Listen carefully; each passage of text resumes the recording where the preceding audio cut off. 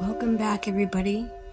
And tonight, for our bedtime story, we're going to read More Tales to Give You Goosebumps by R.L. Stine, Special Edition number 2, with 10 spooky stories inside. Tonight, we're going to read the premiere story, The Werewolf's First Night. "What's the problem, Brian?" my dad asked, peering at me in the rearview mirror. "We've been on the road for 4 hours and you haven't said 2 words. Aren't you excited?" "Oh, sure, Dad." I scrunched down the seat of the car. That way he couldn't see my face. He couldn't see that I was lying. We were driving to Thunder Lake. We go to Thunder Lake every summer. It's a vacation resort with cabins, a golf course, a big lake, and some other stuff. Lots of families go there because they have a camp for kids. The grown-ups dump their kids in the camp, and then they play golf or hang out at the clubhouse. "Are you sure you're okay, Brian?" Dad asked. "Leave him alone, honey," my mom said. "Brian's probably a tiny bit nervous about being on a teen camp this summer." Nervous wasn't the right word. Terrified was more like it. Dad cleared his throat. He always clears his throat before he gives me a pep talk. "Look at it this way, Brian. The teen camp will help you get over your shyness. You'll feel more grown up being with the older kids. Anyway, you belong there. You're 12 years old now." That's right, I thought. I'm 12 years old. And I'd like to live to see 13. "You're going to have a great time," Dad insisted. "I know you're scared now," Mom told me.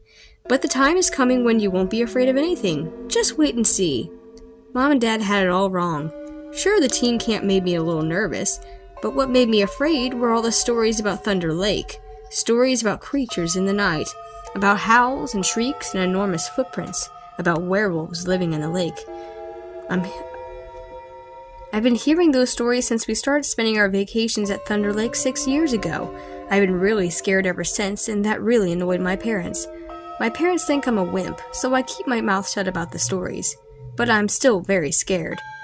"There's the 10-mile sign," Dad called out. I sat up straight and stared out the window. Sure enough, the sign said, "Thunder Lake, 10 miles.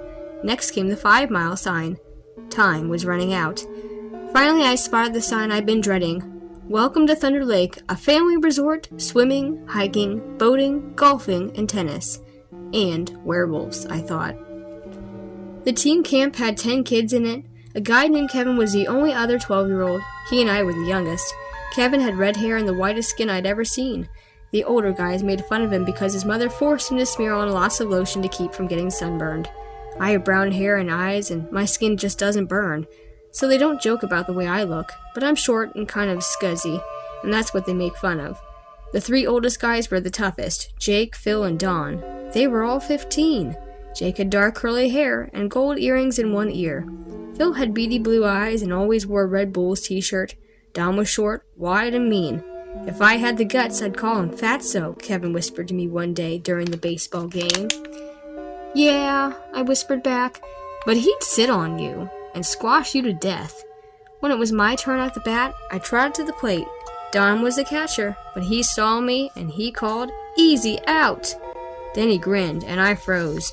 I'd never seen Don smile before, so I'd never seen his teeth, but I could see them now.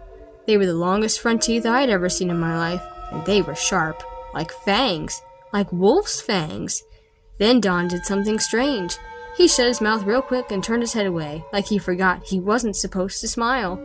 I swallowed and licked my lips.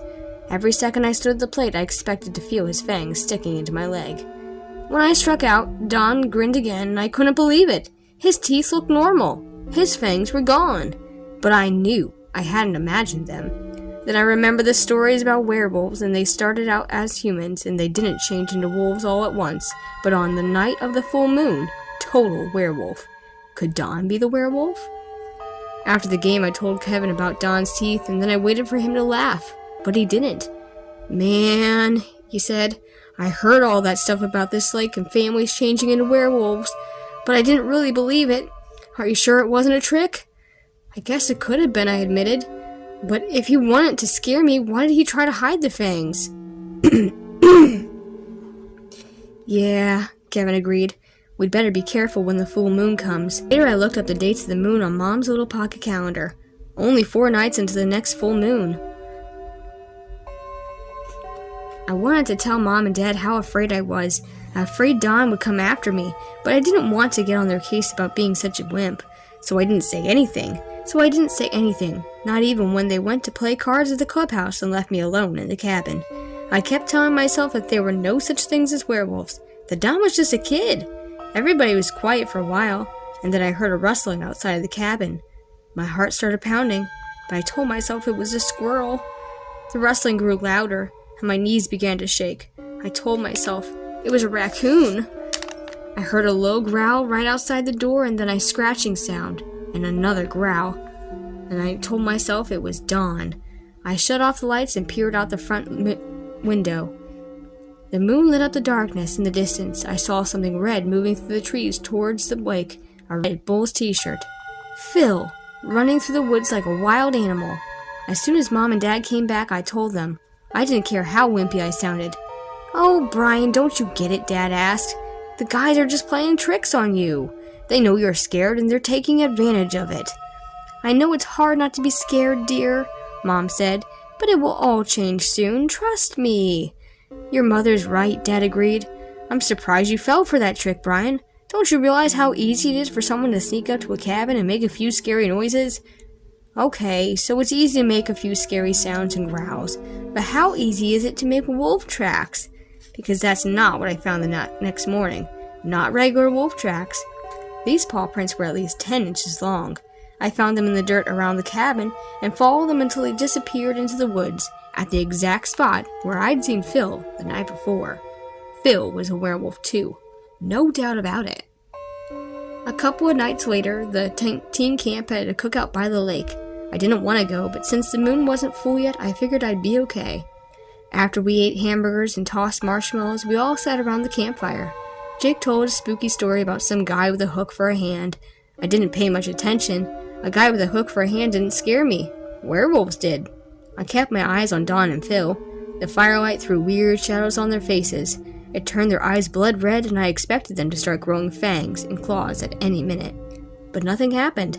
When the cookout was over, we started along the path toward the cabins. Suddenly I realized I'd forgotten my new jacket. Mom and Dad would kill me if I left it out in the sand overnight, so I ran back to get it. The moon lit up the dark beach, and I saw figures kneeling in the sand. When he lifted his head to the sky, something glinted in the moonlight. Jake's gold earring. As I watched, Jake held his arms up toward the moon, opened his mouth, and howled. The blood-curdling howl of a wolf. I knew no human could howl like that. I turned and ran up the path as fast as I could. I caught up to Kevin. "Kevin, did you hear that howl?" I gasped. "It was Jake." As I raced up to him, Kevin quickly stuffed something into his mouth. But he wasn't quite quick enough because I caught a glimpse of it. A piece of hamburger meat. Raw hamburger meat. The blood from the meat oozed down his chin. Kevin was one of them. One more night until the full moon, and I was terrified. But I figured if I stayed in the cabin, I'd be safe. Then I learned about the overnight trip. We'd hike to a campground, pitch our tents, and sleep under the sky. On the night of the full moon. No way, I thought. I had to get out of it. But how? On the day before the overnight, I told Mom that I had a sore throat. "I think it's my tonsils," I croaked. "Brian," Mom said with a sigh, "you had your tonsils out 2 years ago." How could I ever have been so dumb? Now even if I got really sick, she'd never believe me. Next, I tried making myself sick by swallowing too much water during swimming. All I did was choke a lot. And then I tried rubbing what looked like poison ivy leaves on my face and arms, and nothing happened. Finally, I decided to tell the truth. Well, not the whole truth. I knew my parents would never believe that, so I just told part of it. "The guys are mean," I said. "I know they're going to do something awful to me. Please don't make me go there on an overnight. Please." Dad crossed his arms, and then he cleared his throat. "Brian," he said, "if I let you stay in the cabin, it would be the worst thing for you. Maybe these guys have been a little rough on you, but if you let them know that you're scared, they'll get even rougher." "Your father's right," Mom told me. "You just have to be patient. Everything will be okay." "But Mom..." "That's enough, Brian," Dad said sharply. "I don't want to hear another word. You're going on that overnight, and that's that." So there I was, stuck in the woods with at least 4 werewolves. When it started to get dark and the stars came out, I ducked into my tent. "Hey, Brian, what are you doing?" Kevin yelled. "Don't you want to eat?" "Yeah, right. What's on the menu? Raw squirrel? While the others ate, I stayed in my tent. Pretty soon the campfire died down and the woods around the wake grew quiet. Then I spotted the light through the tent, the bright orange light of the rising moon, the full moon. I scrunched down in my sleeping bag and I crossed my fingers and hoped that I had been wrong all along. Maybe nothing would happen. And that's when I heard the first howl. The hairs on the back of my neck stood up straight and my heart began banging away like a hammer. I'd heard that savage howl before. I had to get out of there and I had to make a run for it. I wiggled out of my sleeping bag and then I crawled across the tent and pulled the flap back a little. Peeking out, I saw Phil standing in front of his tent in his red t-shirt, except he wasn't Phil anymore. Thick, dark hair covered his face and arms. White fangs poked out of his mouth, gleaming like daggers. He raised his head to the moon and howled again. Phil had become a werewolf. As his howl died down, I lifted the flap a little more. Shadowy figures began to emerge from the other tents. Growling, snarling figures with thick fur and sharp fangs. My heart beat double time. I recognized them all. Don, Jake, Kevin, and the other 5 kids in the teen camp. Werewolves, every one of them. They huddled around Phil, formed a pack, and together they raised their furry heads and howled at the moon. The sound turned my blood into ice water. Before I could move, the werewolves turned their wild eyes on me. Their eyes, their fangs, glowed as they began moving toward my tent. I squeezed my eyes shut and my whole body shook. Raw squirrel wasn't on the menu. I was. The growls grew louder. My eyes popped open and the werewolves were closing in. I opened my mouth to scream in terror, but I couldn't make a sound. I tried to stand. My legs had turned to jelly. My heartbeat thudded in my ears. The pack crept closer, closer. Then Phil's eyes met mine. He put his furry hands under his chin and he pulled off his mask. My mouth fell open in surprise. Phil laughed, and then Jake, Kevin, Don, and the others took their masks off and began laughing too. "Welcome to the teen camp, Brian," Phil shouted, through bursts of laughter. "We pull this trick on every new kid every summer, but you were the best." "Yeah, you really fell for it hard," Jake hooted. He pulled out a little tape recorder out of his pocket and turned it on. First I heard a single howl. After a pause, the horrifying howl I'd heard just minutes before. "A whole pack of wolves," Jake explained. "It's a sound effects tape." Phil held up the old shoes he'd carved up to make wolf tracks. Don showed me fake fangs that he'd worn during the baseball game. Kevin held out a plastic bag. "Ketchup and chopped up spaghetti," he said. "Looks like raw hamburger, doesn't it?" Dad had been right. It was all a trick. I sighed with relief and crawled out of the tent. The guys all laughed and slapped me on the back. "No hard feelings, right, Brian?" Kevin asked. I opened my mouth to say no, but all that came out was a low rumbling sound from deep in my throat. "Hey, Brian, the joke's over," Phil said. Another deep rumble escaped my throat. I felt strange, prickly, itchy all over. I glanced down and saw this shaggy fur growing on the backs of my hands. My fingernails grew, stretching into pointed claws, and I rubbed the thick bristled fur that covered my cheeks and chin. Snapping my jaws, I let out a sharp growl, and then I raised my face to the full moon and howled. Still holding their masks, the other guys stared at me in horror. I didn't blame them. I used to be scared of werewolves too. I let out another long howl. So this is what Mom meant when she said everything would change soon. My stomach rumbled and I realized I was really hungry. I snapped my jaws. My terrified friends all started to run, but I knew they wouldn't get far. 4 legs are faster than 2. I guess Thunder Lake is going to be a fun after all, I told myself. And then I started to run. The end. Tonight we're reading his second story in the book. P.S. Don't write back. Camp Timberlake Hills. Camp Timberlake Hills, my new sleepaway camp. My new really cool sleepaway camp. I've been here for 8 days now in bunk 14 and I'm having a totally awesome time. The guys in my bunk like to horse around and play tricks on each other. They're the best. But Sam is crowdy. He's a camp director. Sam is a huge and over 6 feet tall with a stomach that explodes over his belt. His gray bushy mustache is the only hair that grows on his head. He's totally bald, and he never smiles. Never. There's lots to do here, but softball's my favorite. The guys in my bunk are the best softball players in the whole camp. Not to brag or anything, but I happen to be the bunk's star hitter, and I'm only 12, a year younger than everyone else in the bunk. Home Run Dave, that's what they call me. And as I said, camp is pretty excellent. There is one problem, though. I've been here for over a week and I haven't received a single letter from home.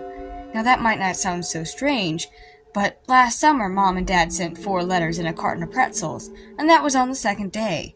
This year so far, nothing, not even a crummy postcard. So when Sam grumbled, "Mail call," this afternoon, I raced out of the bunk. I knew he'd have a letter from me today, or a package, or something. Sam dug through his mail pouch and pulled out a bunch of letters. Don Benson, Mark Silver, Patrick Brown. The guys jumped up to claim their mail. By the time Sam finished, Don held up 6 letters. "Hey guys, how many did you get?" Jeremy waved 3 letters in the air. Patrick paraded around with the new Mutant Ratman comic that his dad had sent, and I had nothing. "I can't believe this," I muttered. "Mom promised she would write." "I know it's no big deal, really. I mean, there must be lots of kids at camp who don't get mail. But my parents had promised." 3 days later and still no mail. I asked Ham to check with the post office. He said he would, and the post office is run by Miss Mildred. She's been in charge of the town mail forever, and in 50 years she's never lost a letter. At least, that's what she says. I started imagining all these crazy things. Maybe Mom and Dad sent my letters to the camp I went to last summer. Or maybe there had been an earthquake, and they couldn't leave the house. Dumb things like that. Anyway, I finally decided to call home and find out what was going on. "Sam," I said after a mail call that day, "I need a phone home." Sam shook his head no. "No calls home unless it's an emergency," he barked. "But it is an emergency," I insisted. "No calls home." The next day after swimming, we all raced back to the bunk to change for our big softball game against Bunk 13. "Mail call," Sam yelled as I tied my sneakers. I ran out to the porch in time to see Sam yank out the first letter from his pouch. "David Stevenson, today's your lucky day. Miss Mildred found this letter in the bottom of a drawer," Sam said, waving a crumpled envelope in the air. "She can't imagine how it got there. She mumbled something about elves. Anyway, she said she'll keep looking for more." I practically ripped the letter open from his hands and checked the name on the front just to make sure it was really mine. Then I tore it open. "Dear David, we're not coming up for visiting day. Your sister misses you. See you in August. Mom and Dad, P.S. Don't write back." Huh? That's it? I turned the paper over and then back again. I gazed around suspiciously. This had to be a joke from one of the guys, but they all had their heads buried in their letters.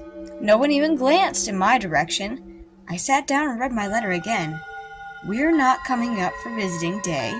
How could that be? They promised. They always come up for visiting day. Always. "Your sister misses you." No way. My older sister Carly danced around the house like a lunatic the day I left for camp. She said it was the happiest day of her life. And P.S. Don't write back. Now that was the weirdest part of all. Why would Mom write something like that? She said she loved getting letters from me.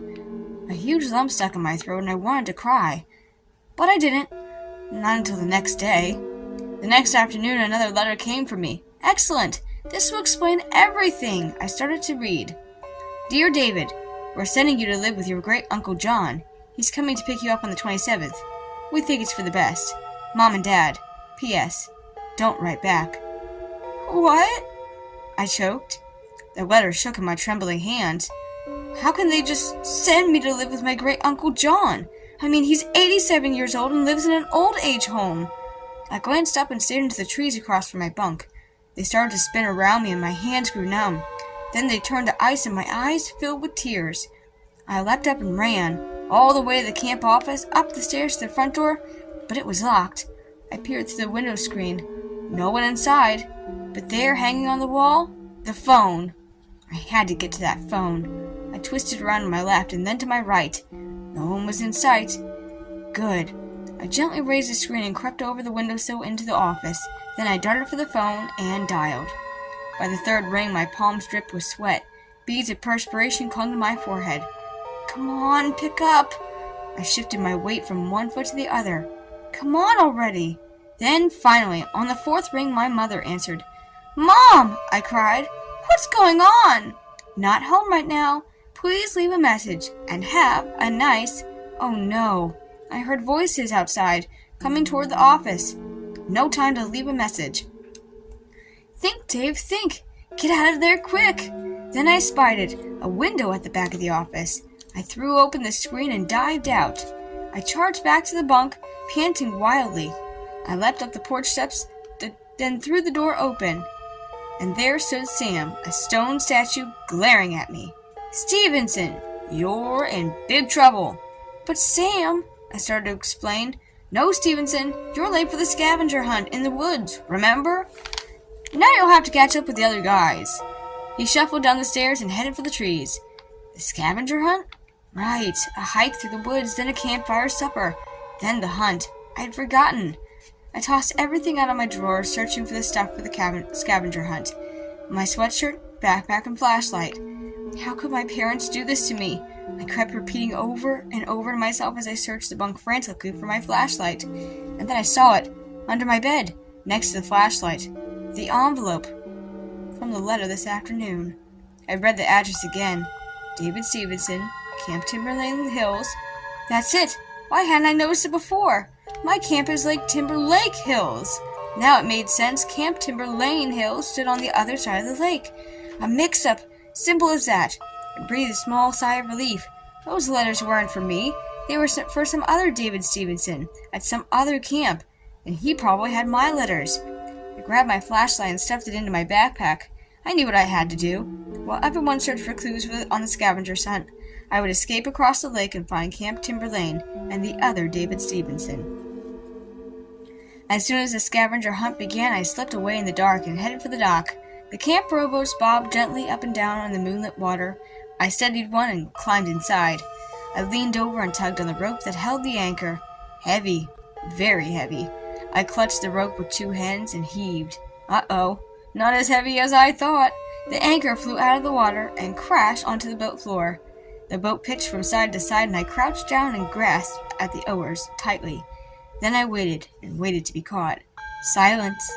I breathed a low, steady sigh, and then I locked the oars in place and began to row. As I cut through the water, the twinkling lights from the camp grew smaller and smaller. I turned to glance at the opposite shore. Thick woods and total blackness. Maybe this wasn't such a good idea. But I had to get to the other camp. I wanted my mail. I rowed faster, and my arms ached. Tiny splashes around the oars thudded in my ears. My head throbbed. Then, finally, a dock! I dropped the anchor and stepped up. The dock's rotted wood splintered and cracked under my sneakers. Where is the path? I wondered. Sweeping my flashlight over the thick weeds, I stumbled through the dark and through the tall, stretchy, scratchy grass that scraped against my legs. Suddenly, the beam from my flashlight fell upon a big wooden sign. I stood directly in front of it to read the worn letters. Camp Timber Lane Hills. I had found it! I gazed beyond the signs and I squinted in the darkness. Yes! Bunks! But where were all the kids? Why didn't they have any lights on in this camp? Weird. Very weird. I trampled through the grass to the first bunk, and a skinny boy about my age hunched over the porch railing. He raised his head slowly. His hollowed eyes met mine. Excuse me, I stammered. Is there a David Stevenson in this camp? He lifted a bony arm and pointed to the blackened doorway behind him. Thanks, I said, but I didn't budge. I wanted to go back to my cheery normal camp. Just go in, I told myself. Just get your letters. I inched past the boy and pushed open the creaky door. My hands trembled as I searched the dark room with my flashlight. No one here. I'm leaving, I decided. This place is just too creepy. Way too creepy. But as I turned, I caught sight of something. No. Someone moving in the shadows. Who's there? I choked out. What do you want? A harsh voice replied. I'm, looking for David Stevenson. Well, you found him, the voice snapped back.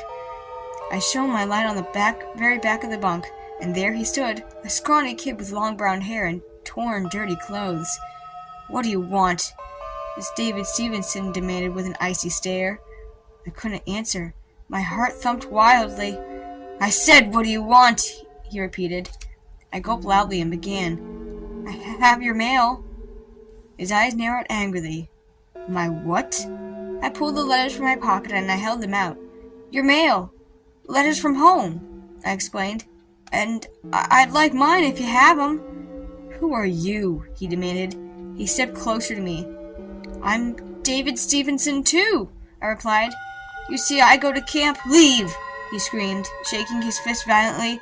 "You can't let me see you here." Oh wow, this kid is crazy.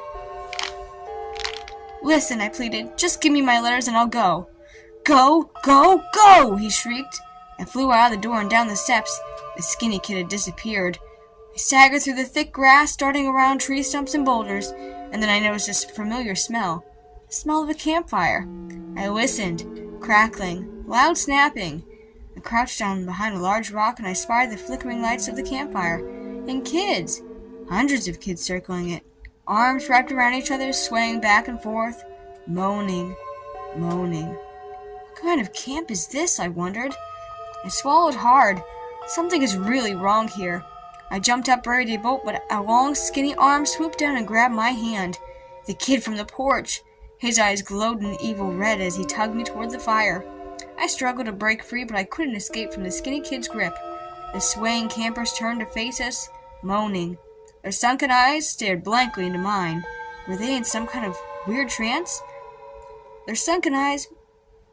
They dropped their arms and parted for us. My face flushed in the heat of the leaped flames, and then I knew what would come next. They were going to push me into the fire. "No!" I screamed. With a hard tug, I broke free and ran, faster than I'd ever run before. I leaped into the boat. I rowed swiftly across the lake, and then I charged up to my bunk. Sam paced on the porch, back and forth, back and forth. "Sam! Sam!" I cried breathlessly. "Stevenson, where have you been? The whole camp is out searching for you. And your mother called. She said they had to go away. Sam, listen." In one long breath, I told Sam about everything. The camp, the other David Stevenson, the sad, moaning campers, the skinny kid who tried to drag me into the fire. Sam stared hard at me.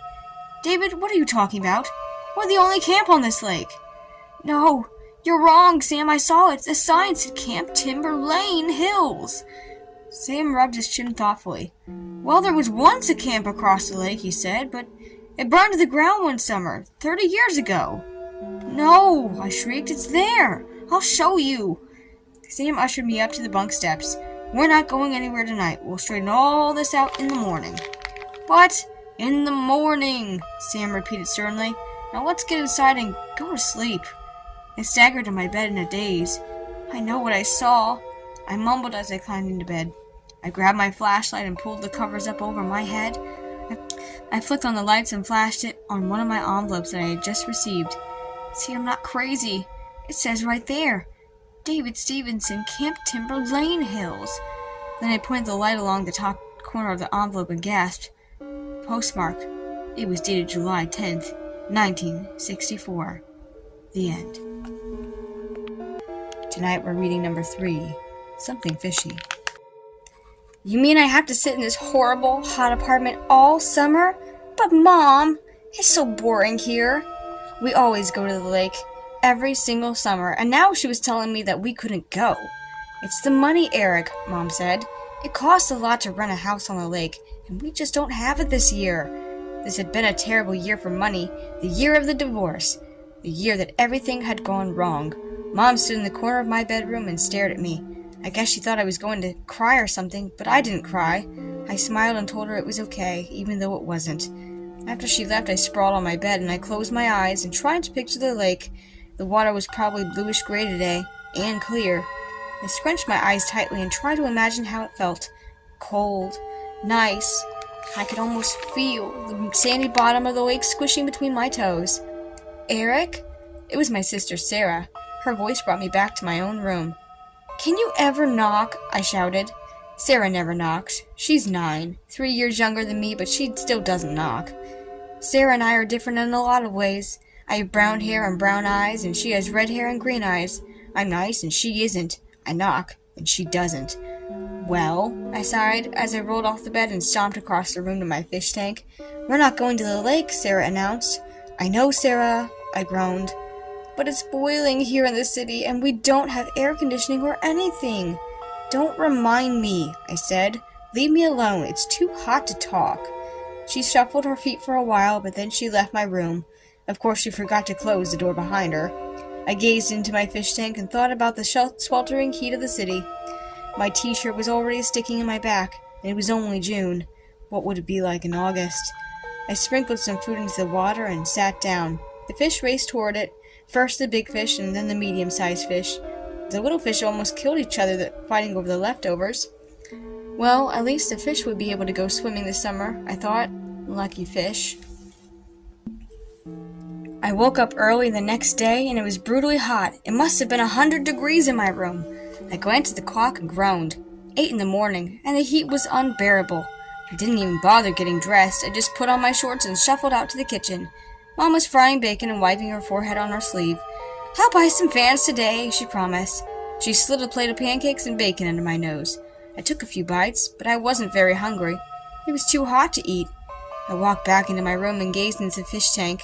The fish seemed fresh and happy. They were flicking through the water like silver and gold flashes of cool lightning. I wondered what it would be like to be a fish. It must be fantastic swimming around like that in the cold water.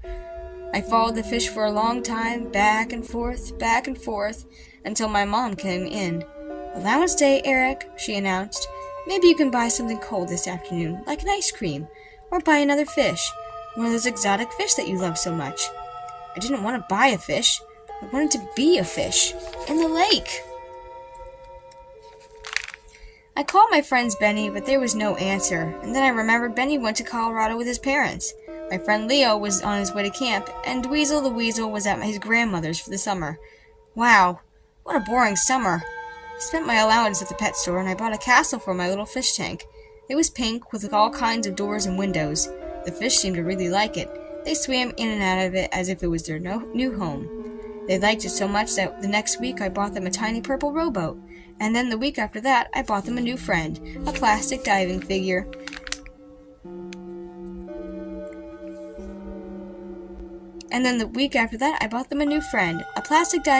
With a long, sharp spear in his hand. They seemed to like that too. I gazed at my fish whenever I wasn't at the playground, behind school, or watching TV or at my computer. I couldn't stop staring at them. And then late one night, something seriously strange happened. My room felt like a furnace. I lay on my bed without moving. My shorts were sticking to the backs of my legs and my socks were clammy and gross. I turned and glanced at the tank. I stood up. The glow from the fish tank drew me across the shadowy room. I pulled my desk chair over the fish tank and gazed at the fish. My gourami streaked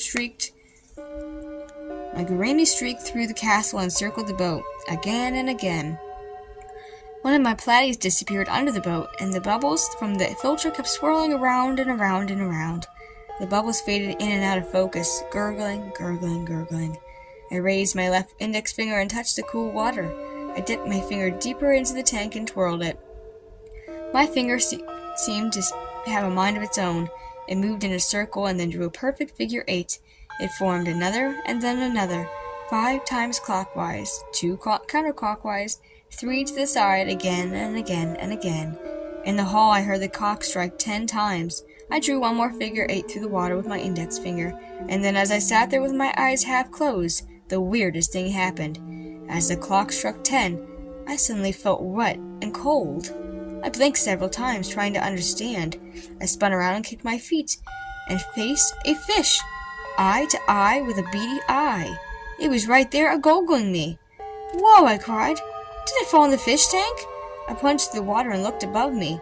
The fish were staring down at me, and they were huge, like whales. Even the smallest goldfish were gigantic. "How did I get down here?" I gurgled. "What's happened to me?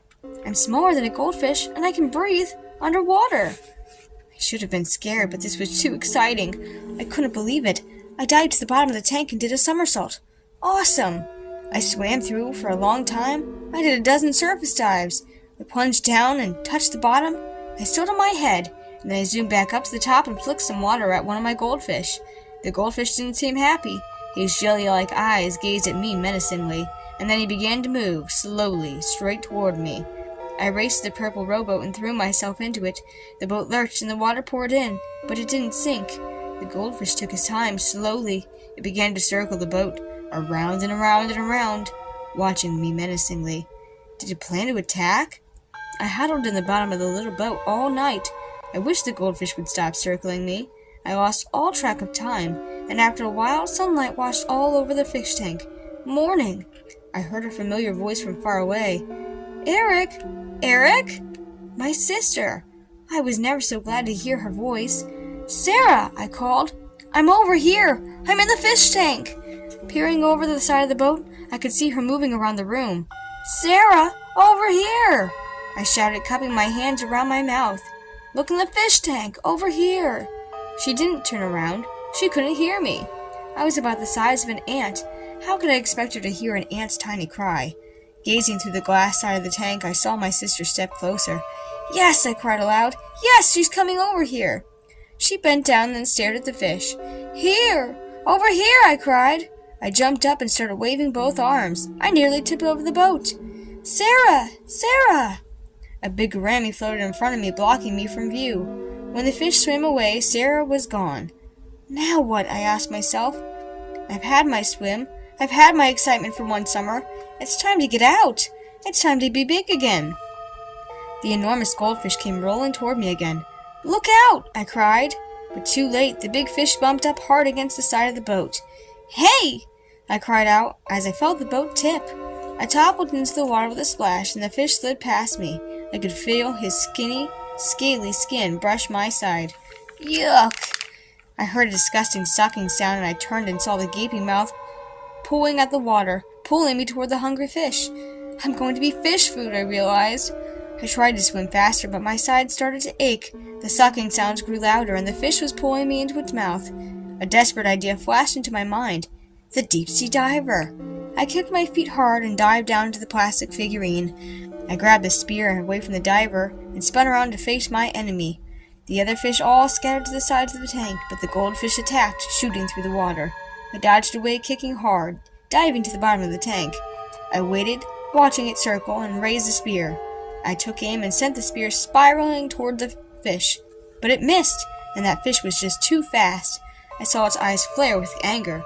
It dived toward me. I pressed my back against the side of the tank. It whipped around and smacked me with its tail. Stunned, my knees buckled and I started to drop to the tank floor. The spear floated down to the bottom and I grabbed it just as the fish attacked again. The huge yellow body soared toward me and I drew back my arm and dove the spear into the fish's underbelly. What am I doing? I asked myself, watching it float onto its side. I just killed one of my pets. But I couldn't worry about it. I mean, it had just tried to eat me. The dead goldfish floated to the top, but I didn't have time to relax. The other fish were eyeing me now. I grabbed the spear and held it ready. Was I going to have to fight them all, one by one? 2 neons dotted close. They were my smallest fish, but now they were bigger than me. If they decided to attack together, I was doomed. Then, from far away, I heard voices. The words were muffled by the water, but through the glass, I saw Mom and Sarah. They were walking into my room. I guess they were wondering where I was. I knew I couldn't call to them, especially from the bottom of the tank, but how could I signal them? How could I get their attention? My heart started to pound when I saw Sarah walk over to the fish tank. She stared down into the water. Then she poked a finger in and flicked the dead fish. Mom, there's a dead fish in here! I heard her call. I saw Mom step up beside Sarah and stare down at the dead goldfish. Then I saw Mom pick up the white net I kept at the side of the net. The net! She's going to use it to lift out the dead fish, I realized. I took a deep breath and leapt up the tank floor. I started swimming to the top as hard as I could. I kicked and thrashed through the water. I had to get into that net. It was my only chance to escape. Up I swam. I reached the surface, gasping. Every muscle ached. I grabbed the rim of the net with both hands and pulled myself up and in. Yes! I tried to stand, tried to wave to my mom, but the net wiggled in the water. It dipped low, and I struggled to stay inside. Ow! I cried as something heavy landed on top of me. Something heavy and very smelly. The dead goldfish. I tried to shove it off of me, but I wasn't strong enough. I couldn't breathe. It was crushing me. And then I felt the water fall away.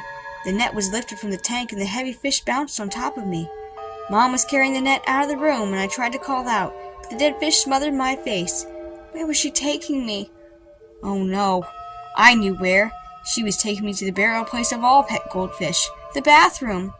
Please, Mom, I cried, shoving the dead fish off of me. Please, Mom, don't flush me.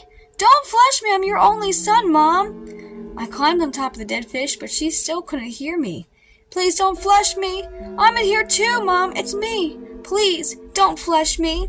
She tilted the net, and I tried to grab the side, but missed, and then went sailing down. Down, down. I shut my eyes as I fell.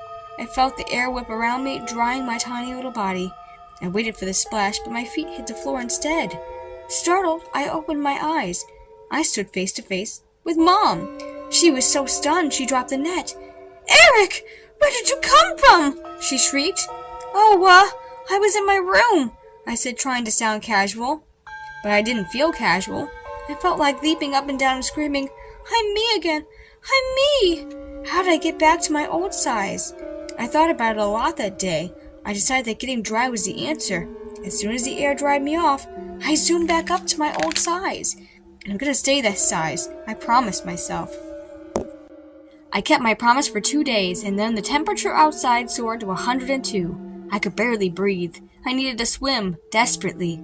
I stared into the fish tank, remembering how cold and refreshing the water felt. Yes, I knew it was dangerous. I knew what a close call I'd had.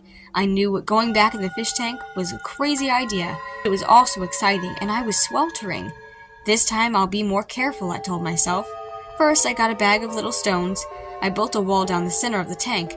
The fish could swim on one side of the wall. I'd swim on the other. My own little swimming pool. When I'm tired of swimming, I'll stand up on the rocks and let the air dry me, and I'll instantly return to my big size. What could go wrong? I slid my finger into the tank and traced a clockwise figure 8. I did it 5 times, and then I changed directions and traced 5 more figure 8s. The filter bubbles gurgled, gurgled, and gurgled, and once again I was tiny, plunging into the water for a refreshing swim. I had swum for only a minute or two when I heard voices at the top of the tank. Floating slowly, I glanced up, and I was surprised to see Mom and Sarah. "Where's Eric?" I heard Mom ask, her voice muffled by the water. "Where is he? I bought him such a nice surprise."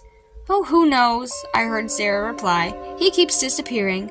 Mom leaned closer to the tank. She had a plastic bag in her hand. The bag held 2 fish. I stared up from the bottom of my private pool. "Look, Sarah!" I heard Mom exclaim. "Eric built a perfect little swimming pool for my present. He piled up rocks and moved the fish to one side. I bet he guessed what I was going to buy for him." "What is it?" I heard Sarah ask. "What did you get him?" Mom held the bag over the top of the tank, and then she dumped in the 2 new fish into my private swimming pool. "These are Siamese fighting fish," Mom told Sarah. "The meanest fish on earth. Look at them snap their teeth. Won't Eric be surprised?" The end. Tonight we're reading the 4th story in the book, You Gotta Believe Me. I know you won't believe me. Nobody else does. I told my parents. I told my teachers. I told the police, and I told the newspapers. I've even written to the President of the United States. Ha! I might as well have told my pet turtle Mabel, which I think I did. I just saved the world from weird aliens from outer space. Uh-oh, I can almost hear you thinking. Weird aliens from outer space? This kid must be nuts. But I'm not. Really. The whole thing started because of flying saucers, and the flying saucers started because of the no TV rule. I must be the only kid in the entire world whose parents won't have a TV in their house. TV rots your brain, my dad says. There's plenty of other things to do. You don't have to sit in front of a box that tells you how to think, my mom insists. My parents are old hippies from the 60s. They believe that stuff. So the only TV I get to watch is at Robbie's house and at Melanie's house. They're my best friends. I try to catch the most popular shows so I don't sound like too much of a geek when everyone starts talking about them. But I don't watch much. To make up for the no TV, my parents bought me a telescope a few years ago. It was nice of them, I guess. They knew I liked reading science fiction and outer space stuff. When you don't have a TV, there's not much to do after homework, so I started watching the sky every night, and I started seeing flying saucers. Some were round with red and green lights. Some were shaped like paper towel rolls. Some were big and some were small. But it truly amazed me how crowded it was up there. Most of them turned out to be the weather satellites and stuff from Earth, but others were real. I swear they were. Sure, nobody else saw the flying saucers, but nobody else watched for them. My mom and Dad just laughed. It must be an airplane, Stanley, Dad would tell me. Or a bird, dear, Mom would add. He just wants attention, my older sister Laura said. She was the one who was sneaking out early and putting on makeup to get the attention of Herbie, the high school heartthrob. Stanley is a geek, offered my little brother, Dan. He was the only one who made giant balls out of aluminum foil. And I'm the geek? Ha! All my teachers thought I was telling stories, and when I called the police, they treated me like a nut. Then they were my so-called best friends. Stan, said Robbie, my best friend number 1, you are a total weirdo. Now I can tell you that I'm not a weirdo. I'm a perfectly normal 12-year-old guy. I'm a 7th grader at Pilscopo Junior High, 5 feet 4 inches tall. I have brown hair and blue eyes and wear wire-rimmed glasses. I'm good at math and science, and I play a mean game of hoops. He just has a good imagination, said Melanie, best friend number 2. Well, that's probably true, but I don't make things up. Not things that count. Look, I told Robbie and Melanie, I can understand if my family doesn't believe me. I can understand if my teachers don't believe me. I can understand if the cops don't believe me. But you are different. We've been best friends since we were wearing diapers. Melanie sighed. Stanley, we are your best friends, and we've been your best friends for a long time. That's why we think you should give this outer space thing a rest. There isn't enough room up there for all those flying saucers you've seen. And that was that, until 2 days later, Wednesday, July 12th, the night that would change my life forever. It was 11 o'clock and I couldn't sleep. I felt crummy. It was really hot in my bedroom and sweat dripped down my back. I stared at the green digital numbers on the clock next to my bed. 11:01, 11:02, 11:03. I couldn't sleep. I got up and trotted down the stairs, and I poured myself a glass of carrot juice, my parents' favorite drink, and then I stood at the back door staring out the window. It was hazy and dark. A crack of lightning flashed across the sky, and then came the thunder. Kaboom! It made me jump, but then it just started to pour. At first I thought I saw another lightning bolt. I squinted and stared hard. Something flashed, but it wasn't lightning. I ran upstairs to my bedroom, and my telescope sat at the window. I pointed at the flashing light to take a better look, and what I saw made me sweat harder than ever. A flying saucer! A round, big, and bright one. Lots of white lights around it. The lights kept flashing, which is why it kept looking like lightning. It floated above the ground over one of Mr. Tribble's cornfields. I rubbed my eyes. Was I dreaming? I didn't think so.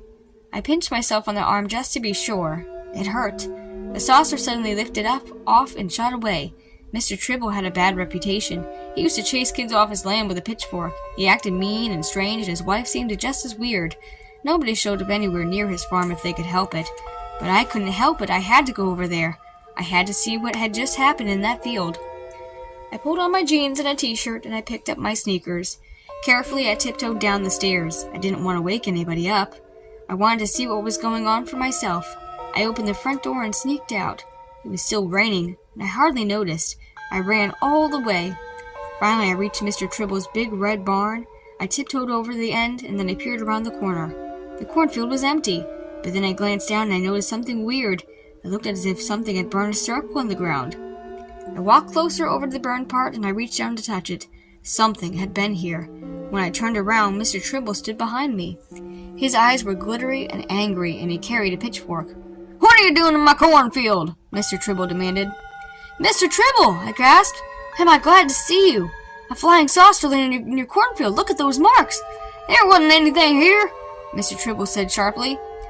"But you had to see it," I cried. "It was here a minute ago. Then it flew away." "Nope, nothing here," Mr. Tribble repeated. He started walking toward me, his eyes glittering, and he bared his teeth. The pitchfork glimmered in the dark. I ran. The next morning at breakfast, I told everyone my big news. "I think Mr. Tribble knows something," I finished. "What do you guys think we should do?" "Pass the whole grain toast," Laura said. Dan said with his mouth full. "Dan, don't talk with your mouth full," my mom warned. "Look at this, the factory's closing," my dad groaned. "Another defeat for the workers, it says right here." And that was that. My friends were no better. "Look, Stan," Robbie said. "This has happened before. It's just your imagination." "Imagination my foot," I yelled. "Come on over to the field, and I'll see for yourself." "Come on over to the field and see for yourself." There's no way I'm going over to Mr. Tribble's farm, Melanie shivered. He's totally creepy. All right, I said angrily. Suit yourself. I'll figure out this whole thing and do it all on my own. And I did. I came up with a brilliant plan. I decided to get my dad's camera and take pictures of the burned circle, and then they'd have to believe me. Wouldn't they? The next night I wore my clothes to bed. I pulled the covers up to my chin so my parents couldn't tell, and I had Dad's camera pillowed under my pillow. I was ready. I just had to wait until everyone fell asleep. I stared at the clock. 11:46, 11:47. I planned to leave at midnight. I looked out the window and then I looked up again. The spaceship slid down into Mr. Tribble's cornfield. I grabbed the camera and quietly ran out the house. I crept past Mr. Tribble's house and I could see the light from his TV through the window. I breathed a sigh of relief. If he kept watching TV, maybe he wouldn't come looking for me. When I reached the barn, my heart practically stopped beating. The flying saucer stood there. It was much bigger than I thought. It was about as big as half a football field. It was bright and shiny, and there were stairs coming up to the center of it. And walking up and down to the center of the stairs were them, the aliens, the things from outer space. They were big too, the size of Mr. Tribble's cows.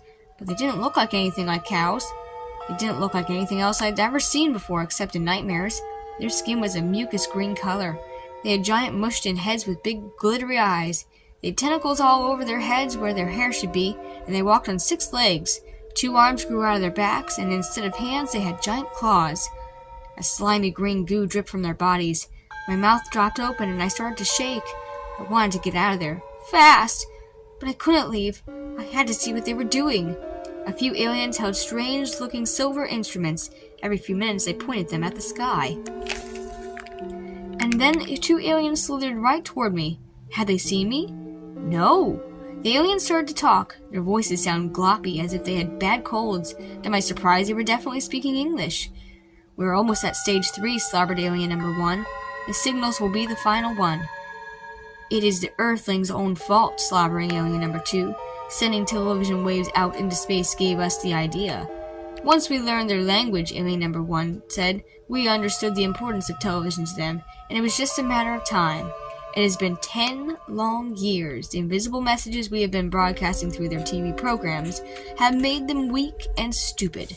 Earthlings do not believe I'm flying saucers. They think we are science fiction, alien number 2 sniffled.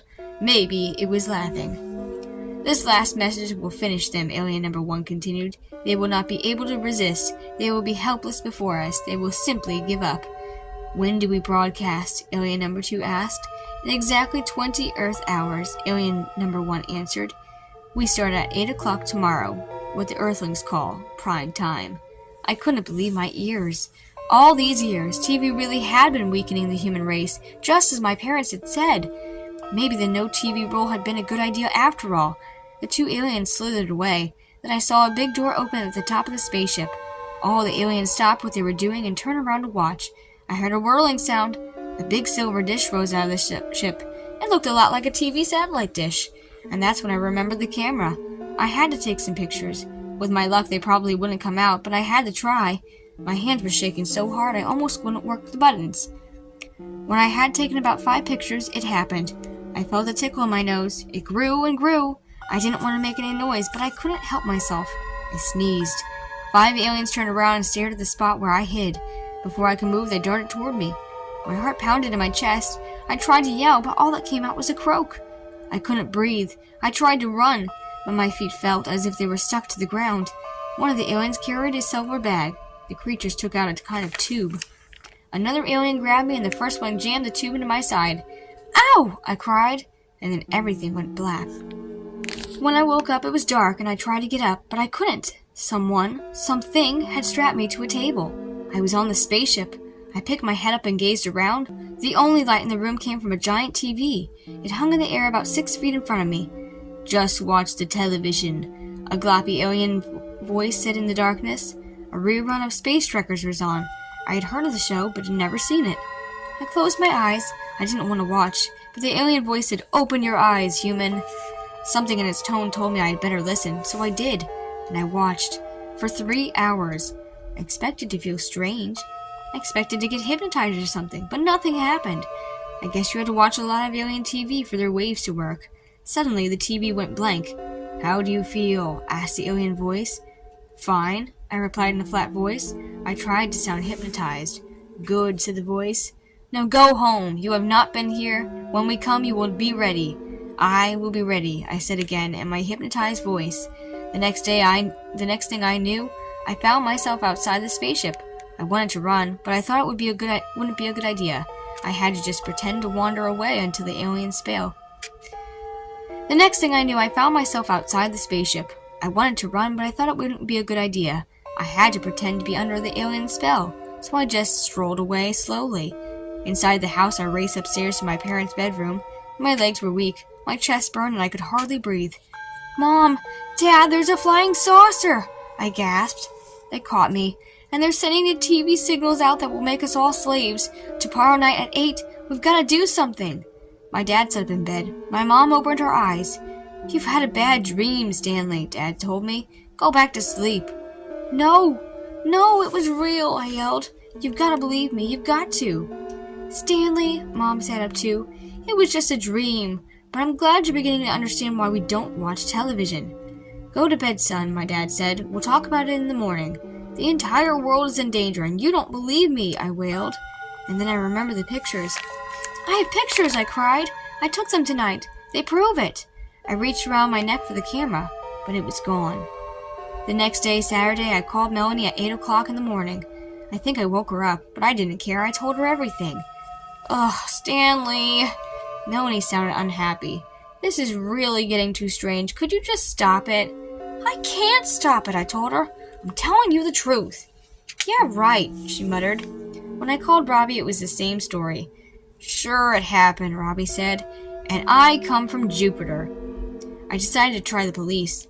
"Hey," Officer Banks cried when I walked up to the station. "It's the flying saucer kid. See another one, kid?" A couple of the other officers laughed, and I just stared at them. They wouldn't believe me either. I left the station, and I looked around. It was a normal sunny day, people walking around. No one knew what the aliens were about to do, and they were about to take over the world. No one seemed to care. But I cared, and I had an idea. The aliens had built something to send out their weird waves. Maybe I could build something that would get in the way of them, so that they wouldn't reach anyone's TV set. Maybe I could build a mirror to reflect the alien waves back at them. I raced over to Robbie's house. "I need to borrow some money," I told him. "As much as you have." "How come?" he asked. "To save the world, of course," I told him. Robbie didn't believe me, but he did lend me some of the money. So did Melanie. They're pretty good friends. I raced over to the supermarket and I grabbed a cart, and I filled it with every single roll of aluminum foil in the store. When I got to the checkout, Mr. Barnes looked at me and blinked. "What do you want with all this foil, Stanley?" he asked. "Science experiment for school," I lied. The total came out to $134.59. I didn't have enough money. "My parents will come tomorrow and pay you," I told him. "If the aliens don't win," I added under my breath. I dragged the foil home to my garage and started building my giant mirror. I ran out of foil when the mirror was about twice as big as my dining room table, and then I carried it to Mr. Tribble's farm. Luckily, silver foil doesn't weigh a whole lot. I made sure no one saw me with my mirror. I hid it in the woods behind the barn, and then I crawled closer to see what was going on. The alien ship sat there. The satellite dish appeared ready. It looked awfully big. I didn't think my little foil screen would do the trick, but I was running out of time. It was already 6:30, and then I had another brilliant idea. I raced home. I crept into my brother Dan's room, and I stole his gigantic foil ball. I never thought it would come in handy. I guess Dan isn't such much of a dweeb after all. The foil from the ball made my screen a lot bigger. I still didn't know if it would work, but I had to try. I managed to haul the screen up to the high branches of the biggest maple tree, and from there I could see the alien satellite dish. I really hoped the aliens wouldn't see me, but they didn't seem to be around. Maybe they were in their ship getting ready. I pointed my screen in the right direction, and then I waited. At exactly 8 o'clock, a blue light came streaming from the alien dish, and I held my breath. The light hit my reflector and bounced right back to the alien ship. I waited. That's when the blue light went out, and I held my breath. The alien dish pulled back into the ship, and then the ship took off, straight up into the air.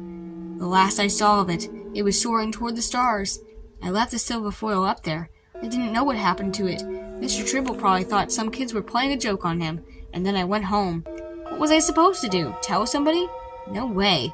Maybe the flying saucer will come back, but I doubt it. My guess is the aliens got a dose of their own medicine. They're probably flying through outer space right now watching reruns of I Love Lucy and slobbering all over each other. I saved the world from aliens, outer space. I saved the world from weird aliens from outer space, but no one will believe me. I finally did tell Robbie and Melanie a few days later, but they just asked for their money back. Then I tried to tell my parents one last time. I totally agree, my mom said. TV could definitely take over the world. Pass the tofu, my dad said. How do I look, Mom? My sister Laura asked. I'm going out with Herbie later. You stole my aluminum foil ball, my brother Dan glared at me. I just know it. So that's the end of the story, unless the aliens come back. And I can get some pictures to prove that the whole thing happened. I spent a lot of time behind my telescope these days. Hey, over there! Did you see those flashing lights? It's back! Look, the alien ship is back! You believe me, don't you? The end. Tonight we're going to do number 5, Suckers. Drop it on her head! Go on! Do it! Jimmy urged, pushing his dark, greasy hair out of his eyes. Alex snickered. He dangled the jellyfish over my head and then he slowly lowered it. Leave her alone, my cousin Greg yelled. He was hiding behind me. You know, I think they might be right about Greg. He is kind of wimpy. Alex pushed me aside. Not hard to do. Alex stands at least a foot taller than me and at least twice as wide. I smell gummies, Alex crowed. He moved in closer to Greg. He shoved him back hard.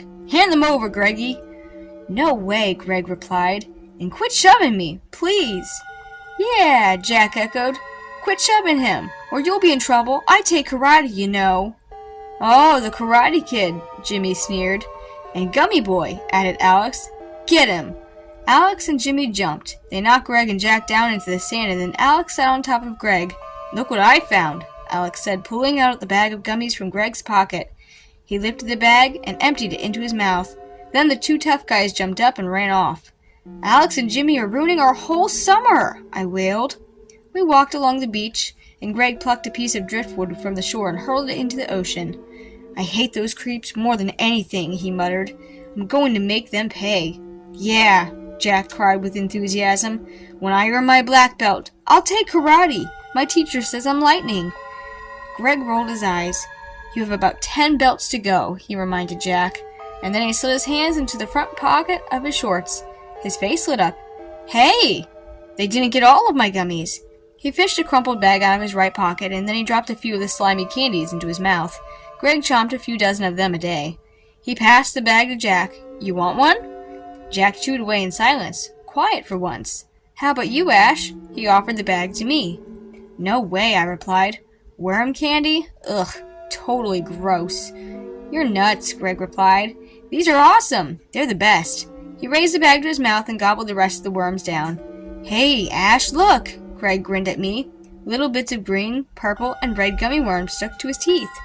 Yuck, you are totally gross. Gross. Right, Jack? I asked. Right? Jack didn't answer. What's that? He said, pointing to a big trunk up ahead on the beach, at Bowen's Cove. The 3 of us raced through the sand to the trunk, and Jack reached it first. The rusty old chest was as long as a coffin, draped with barnacles and seaweed, and padlocked.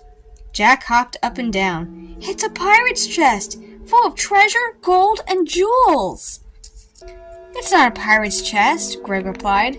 Probably just fell off a boat and washed ashore. I bet it's full of fishing gear. I wrinkled my nose. The chest smelled moldy and sour. I bet it's full of rotten fish. Jack danced around the chest. Let's open it! Hurry! He slammed the lock with the side of his left hand, but it didn't budge. I'll open it, Greg bragged. Stand back. He lifted his foot and then smashed it down hard on the lock, but nothing happened. I scanned the beach, and a few yards away I spotted a sturdy piece of driftwood. I hurried over and carried it back. Then I shoved the wood into the tiny space between the lock and the lid, and with 2 hands I slowly pushed down on the wood. Pop! The lock shot open. Way to go, Jack cried. Then the 3 of us started to lift the damp, heavy lid, inch by inch. Whoa! I cried as it banged open. A big, green, quivering blob sprang out and flew right at me. It latched onto my leg. Help! It's got me! I shrieked. Pull it off! Pull it off! I shook my leg wildly, but the thing held on, cold and slimy, clammy, and as smelly as 100 dead fish. It wrapped itself tightly around me, and it covered my leg from my ankle to my knee. "Help!" I yelled to Jack and Greg, but they stood frozen in fear. I pushed frantically at the slimy blob, but my fingers sank into the cold, green gunk. Oh! I let out a moan as I felt underneath the skin. The thing had suckers! Suckers that twitched and tugged at my skin, and the more I struggled, the tighter they grasped my leg. Thwack! It moved! It dragged itself up my leg by the suckers, leaving a burning, itchy trail. "Get it off!" I moaned. Greg and Jack awoke from their trance, and they grabbed for the blob. They yanked at it, and the suckers dug deeper into my leg. Thwack! Thwack! The blob inched up my thigh, squeezing harder. Greg pounded the blob with a stick. "Off, slime ball!" he yelled. "Off!" "Greg! Stop!" I cried. "You're smashing my leg!"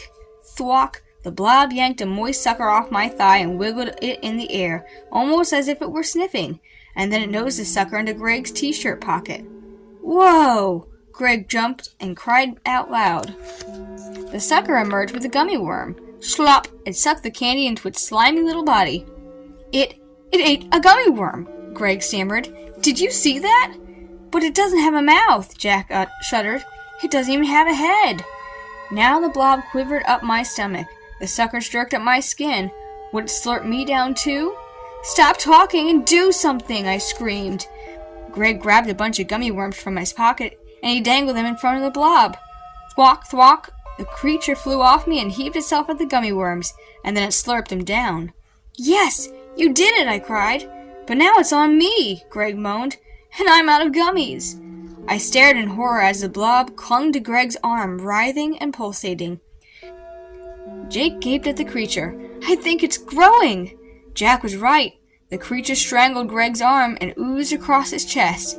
"More candy!" Greg choked. "In my bedroom, hurry! It's squeezing me!" Jack and I raced to the front door of our beach cottage, and we turned the doorknob. Locked. Nobody's home. Jack flung the doormat aside and found the key hidden there for us. He opened the door, and we sprinted up to Greg's bedroom. "Check his dresser," I ordered. I yanked open Greg's closet door, and I pawed through his sweatshirts and jeans. Not a single gummy. "I can't find any in the dresser," Jack cried. "Check under the bed," I said. "Check everywhere." I dug through the bottom of the closet, sneakers, dirty socks. Finally, I spied the familiar bags. Dozens of them. "I found gummies," I cried in triumph. I snatched up a bag. Empty! Then another and another. All empty. "What are we going to do?" Jack wailed. "We'll go to the store. Come on, hurry! Let's find our bikes." We pedaled furiously to Simpson's general store, and we dropped our bikes outside the store and dashed inside. Packages of gummy worms were piled up on the counter. I snatched about 20 bags, all I could carry, and Jack did the same. "That will be," Mr. Simpson started. "Oh no, money! I didn't have any money. Mr. Simpson, please, I don't have any money, and I need these gummy worms," I explained frantically. "It's a matter of life and death. They're for Greg." "Greg? He's my best customer, always buying gummy worms." "Okay, go ahead, I'll charge it to your parents' bill." "Thanks, Mr. Simpson," I called. We rushed out of the store. Jack and I tossed the bags of candy into my bike basket. "There's the shortcut to Bowen's Cove," Jack cried. He pointed to a dusty road off Main Street. "Let's take it." I hesitated. "Okay," I agreed, "but you'd better be right." We raced the road and then skidded into the turn. "Oh no," Jack cried. "My gear chain slipped. I have to fix it." "Go ahead without me. Just stay on the road, then turn at the cutoff. It's not far." "Perfect," I mumbled, rolling my eyes.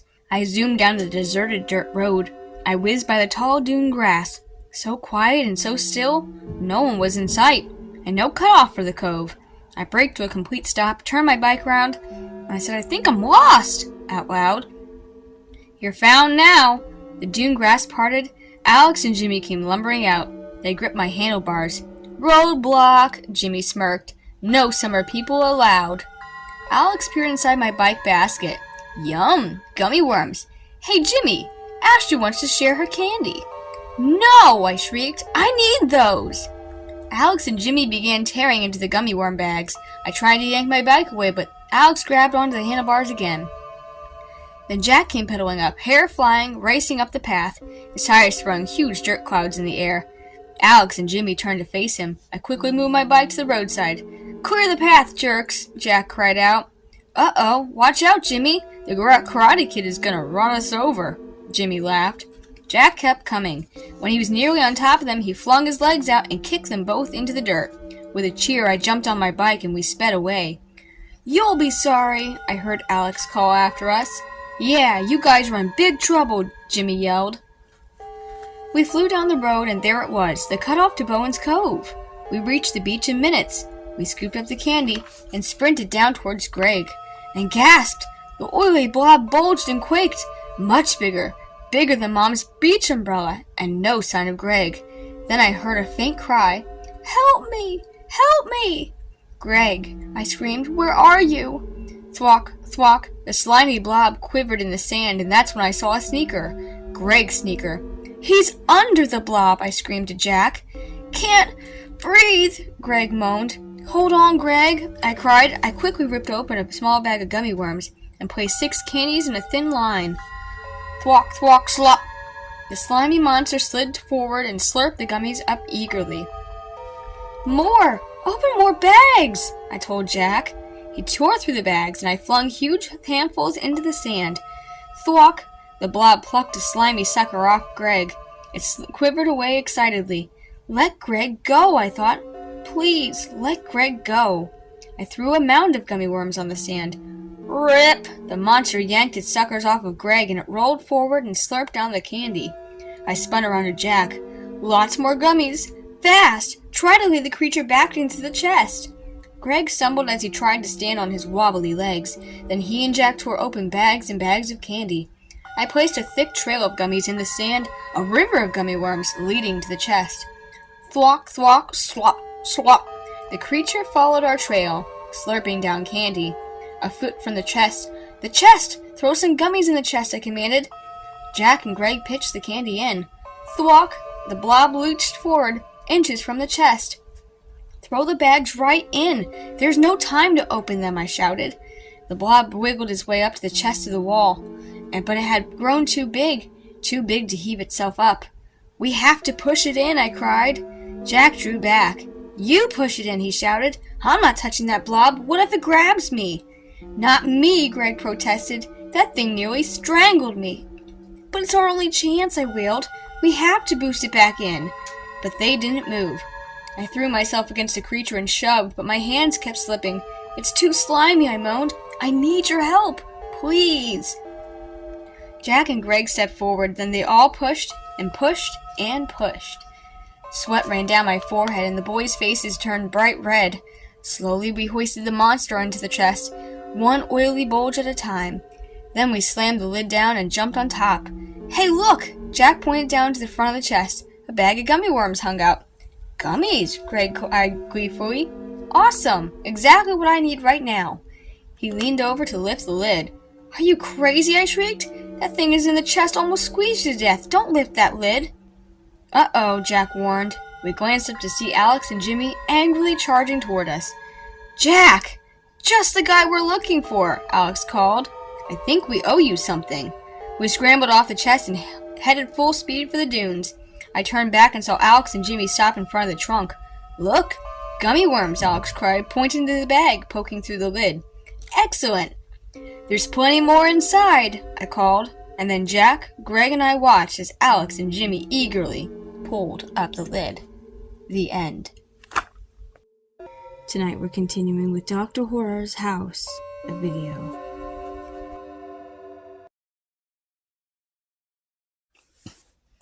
Hey there, it's me, Mama Tori. I'm just popping in here to touch base for just a moment before the story. I noticed many viewers aren't subscribed despite the growing traffic. I'm hoping to reach 500 subscribers by the end of the year, and it would mean a lot to me if you could subscribe as well. Liking and leaving a comment about your thoughts on the story help as well, and of course, make sure to enable your notifications so that you can get a regular bedtime story from me every night. I also sponsor myself, so if you'd like to support my channel and small business, check out my products on Etsy, my books on Amazon, or even consider joining my Patreon. I really appreciate all my viewers. Thank you so much for tuning in. Now, Let's get back to the story.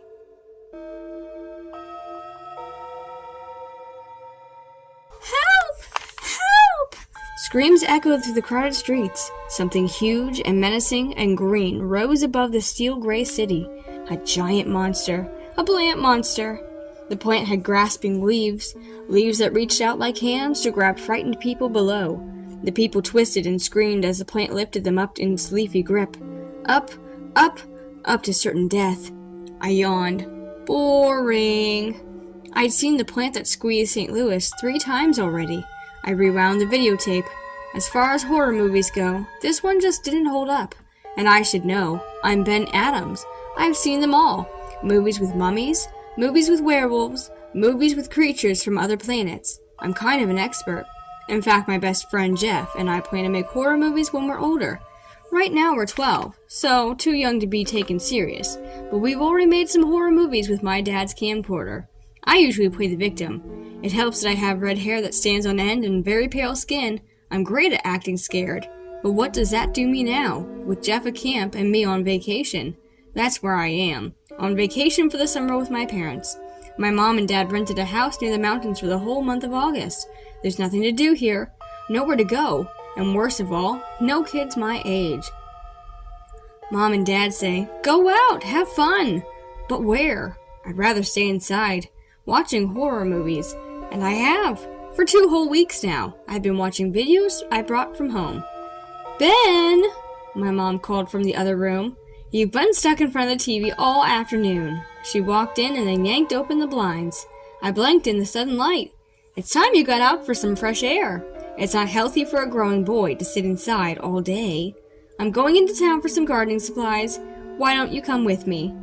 Dad works in the city during the week and is here on the weekends, but Mom is a teacher, so she has to take the summer off. But what does she do? She works in the garden. "Ben," Mom said in her voice that meant business, "do you want to come to town?" It wasn't an invitation either. It was an order. "But Mom," I argued, holding the monster video box so she could only see the plant, "I'm watching this educational movie about nature." Mom rolled her eyes. "That's a horror movie and I know it. You're wasting your summer, Ben, watching that stuff.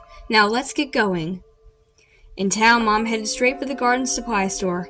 I gazed up and down the street. I'd never been in this part of town. Something caught my eye. A video store. "I'll meet you up the block," I called to Mom. Hurrying away, I tried to control my excitement. I could get a fresh batch of videos. And best of all, the store was called Dr. Horror's House of Video. It must be all horror movies. How lucky can a guy get?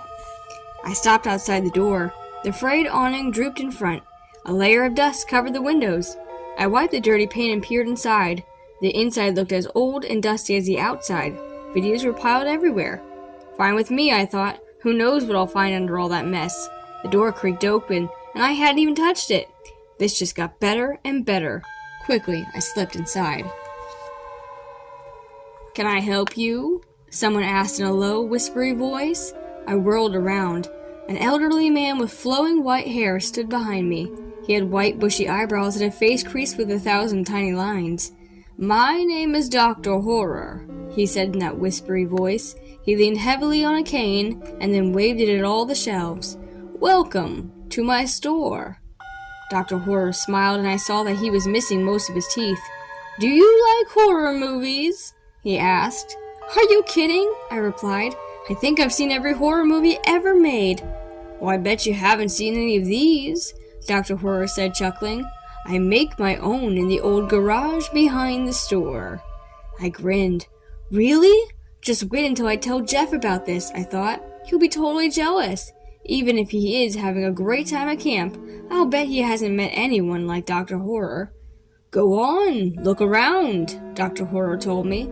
"I'm sure you'll find something to frighten you." This was so cool. I hurried to check out the videos. 10 Tales from the Mummy Files, Monsters at Midnight, A Boy and His Werewolf. "These are terrific," I said, lifting a vampire video.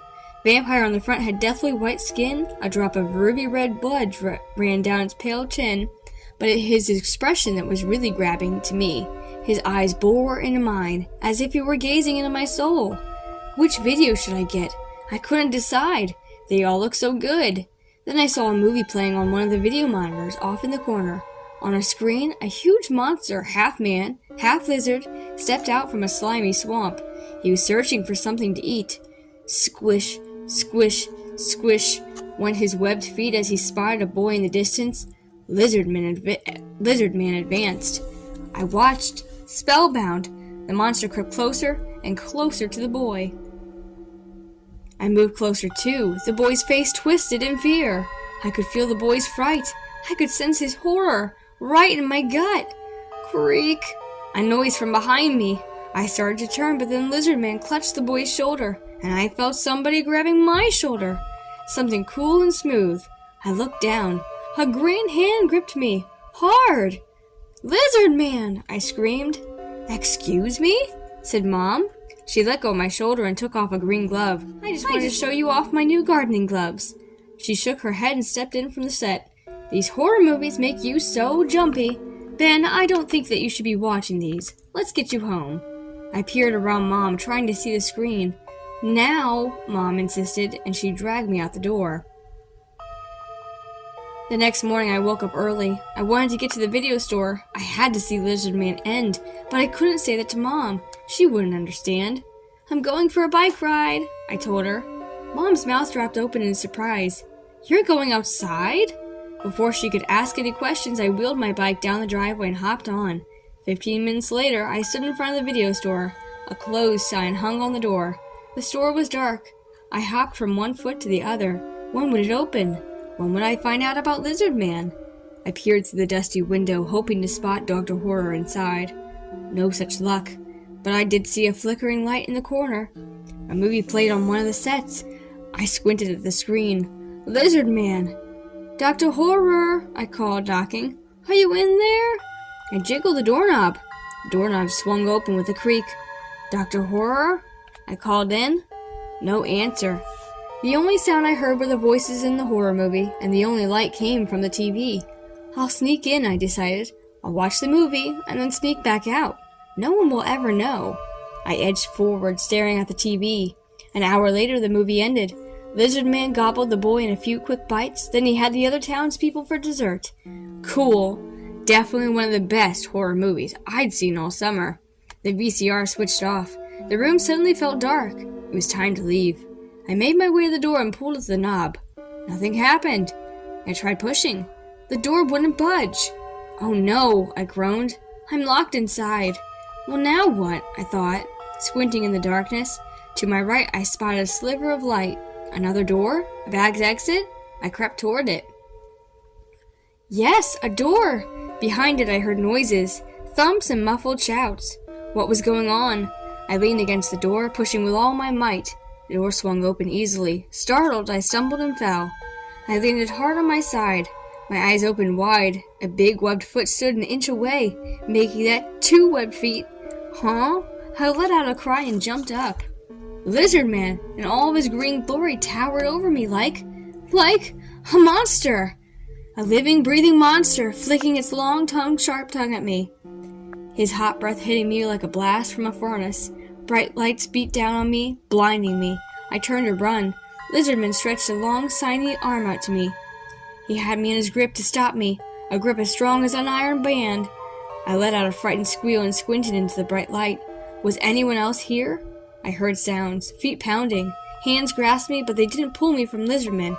The hands held me in place. Hairy hands, pale white hands, hands wrapped with cloth. Werewolves? Vampires? Mummies? Wait a minute, a familiar voice shouted. I squinted into the light. Dragging his cane, Dr. Horror shuffled over. Hello again, he said. Hi, I stammered. Dr. Horror's eyes gleamed, and I twisted hard, but I couldn't break the monster's hold. I see you found the door to the garage, said Dr. Horror. He waved his cane around. What do you think? For the first time, I took it all in. The monsters, the lights, the cameras. I gazed around the huge room. The monsters all looked familiar. The deathly white vampire, the mummies, and of course, Lizardman. The horror movie monsters. The garage was his film studio. How could I have forgotten? I grinned at Lizardman. I love your work, I said. Lizardman nodded and released his grip. And these costumes! I went on. They're the coolest. Dr. Horror smiled. Yes, you're a horror fan, right? Oh, the biggest. Good. Dr. Horror rubbed his hands together. How would you like to be in The Return of the Lizard Man? Excuse me? I stammered. We're filming the Lizard Man sequel, and we need a new victim. Me in a real horror movie? I couldn't believe it. Do you have any acting experience? Dr. Horror asked. Some, I said. Think of our new home videos. Some, I said, thinking of our home movies. Dr. Horror tilted my head and examined my profile. Well, you seem like a natural. It's a small role, you don't even have lines. He thrust a bunch of papers at me. Here's the script. I leafed through the scenes. Lizardmen emerging from the swamp, destroying a school, one boy escaping. Is that me? I asked Dr. Horror. Yes. Any other questions? We're ready to start now. Now? I wanted to call Jeff at camp, tell Mom and Dad, maybe phone a few more friends. I wanted to play this up for all it was worth. Can I make some phone calls first? I asked. Dr. Horror checked his watch. You have time for just one. I suggest you call your parents. We like to have their permission before filming. We can take care of your contract later. The phone rang 10 times before Mom answered. Of course, she had been outside gardening. I'm not sure, she said when I explained about the movie. But Mom, I shouted, this could be my big break. Please. It's so important to me. I took a deep breath. Just be home in time for dinner, Mom said, finally giving in. I hung up the phone, then tracked back to Dr. Horror. It's all set. Small alien creatures actors wheeled a swampy backdrop behind me, and everyone bustled around, getting things ready. A four-armed actor plopped a tree right behind me, and a vampire mummy stood next to the cameras. The werewolf set the lights. There, he said. A murky glow bathes the room. Dr. Horror motioned for me to stand against the tree. We'll tie you up, he whispered, strapping me to the trunk, for your big scene with lizardmen. All right, I said, remembering the part in the script. All I had to do was act frightened. Simple enough. Dr. Horror shuffled over to the director's chair. Now, he said. You lost your way in the swamp and fell asleep. When you woke up, you were tied to this tree. You know Lizard Man is coming back, but when? He turned to the vampire actor running the cameras. Roll 'em, he said. Okay, action. Lizard Man crept through the swamp. I tried to look scared, but I was too excited, too happy. Cut, shouted Dr. Horror, shaking his head. More feeling. I tried again. I opened my eyes wide. Lizard Man glided closer. His tail swept from side to side. His eyes darted back and forth. He really seemed hungry. What an actor!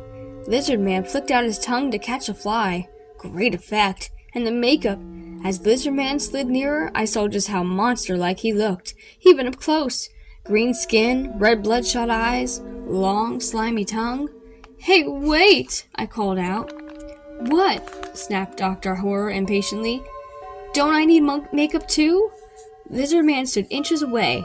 I know I'm supposed to be an ordinary boy, but these other actors look terrific. I reached up to touch Lizard Man's face. Is this a mask? Ugh. The skin felt bumpy and cold. It had to be a mask. Hey, can I see it? I tugged at the mask, but it didn't budge. It stuck, I announced. The other actors crowded around. How nice, I thought. They want to help.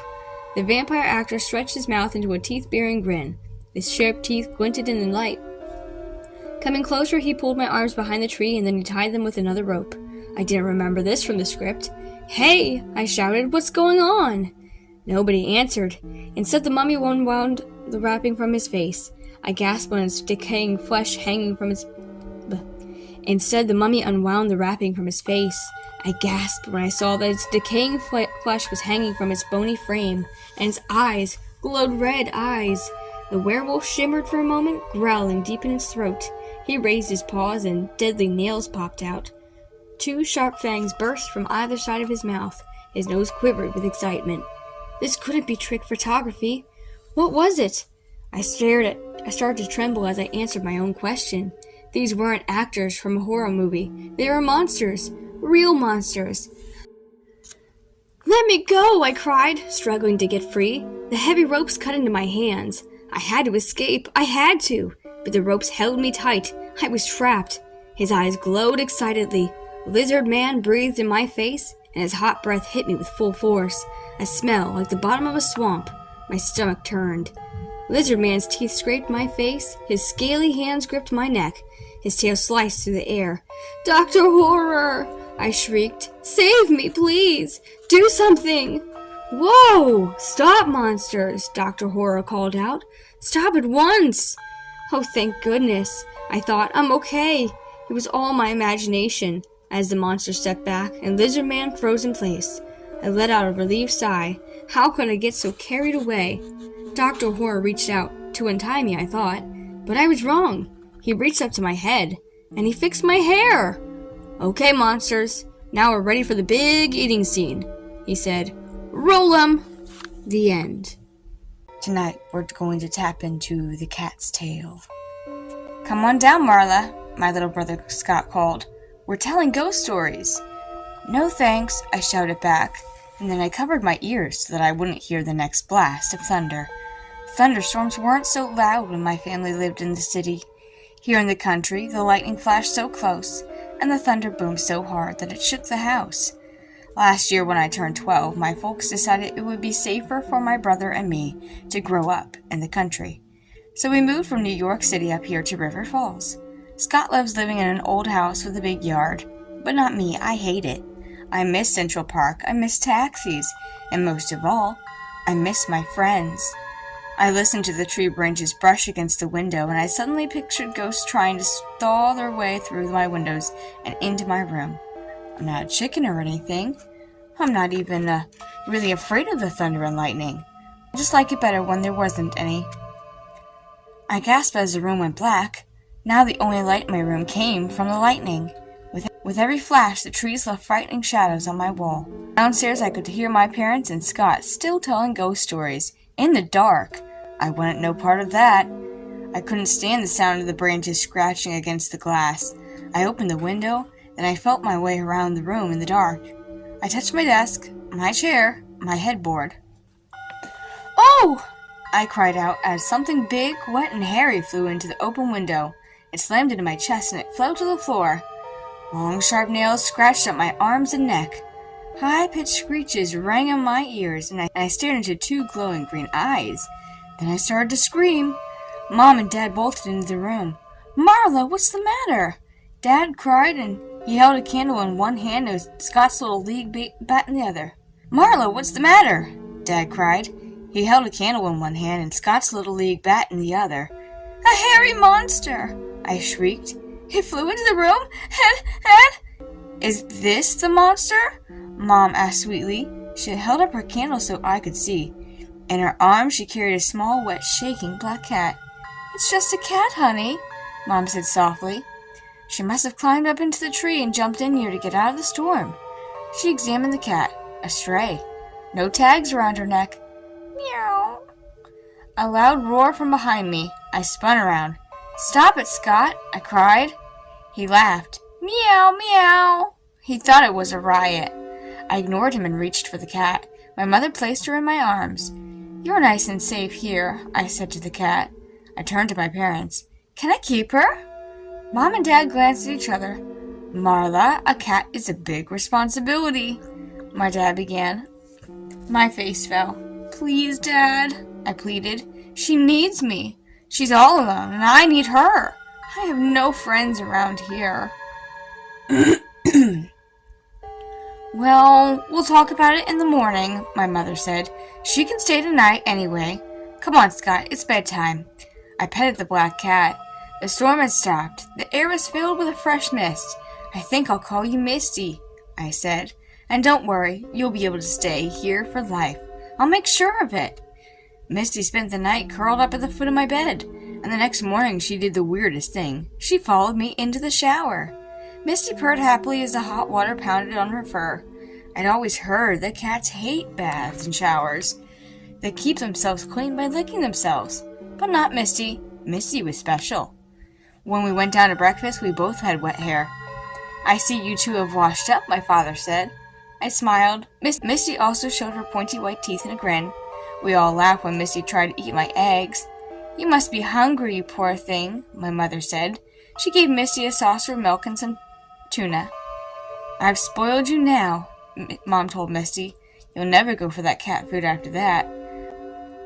I knew then that Mom would let me keep Misty. "Kids, I have a great surprise," Mom said excitedly.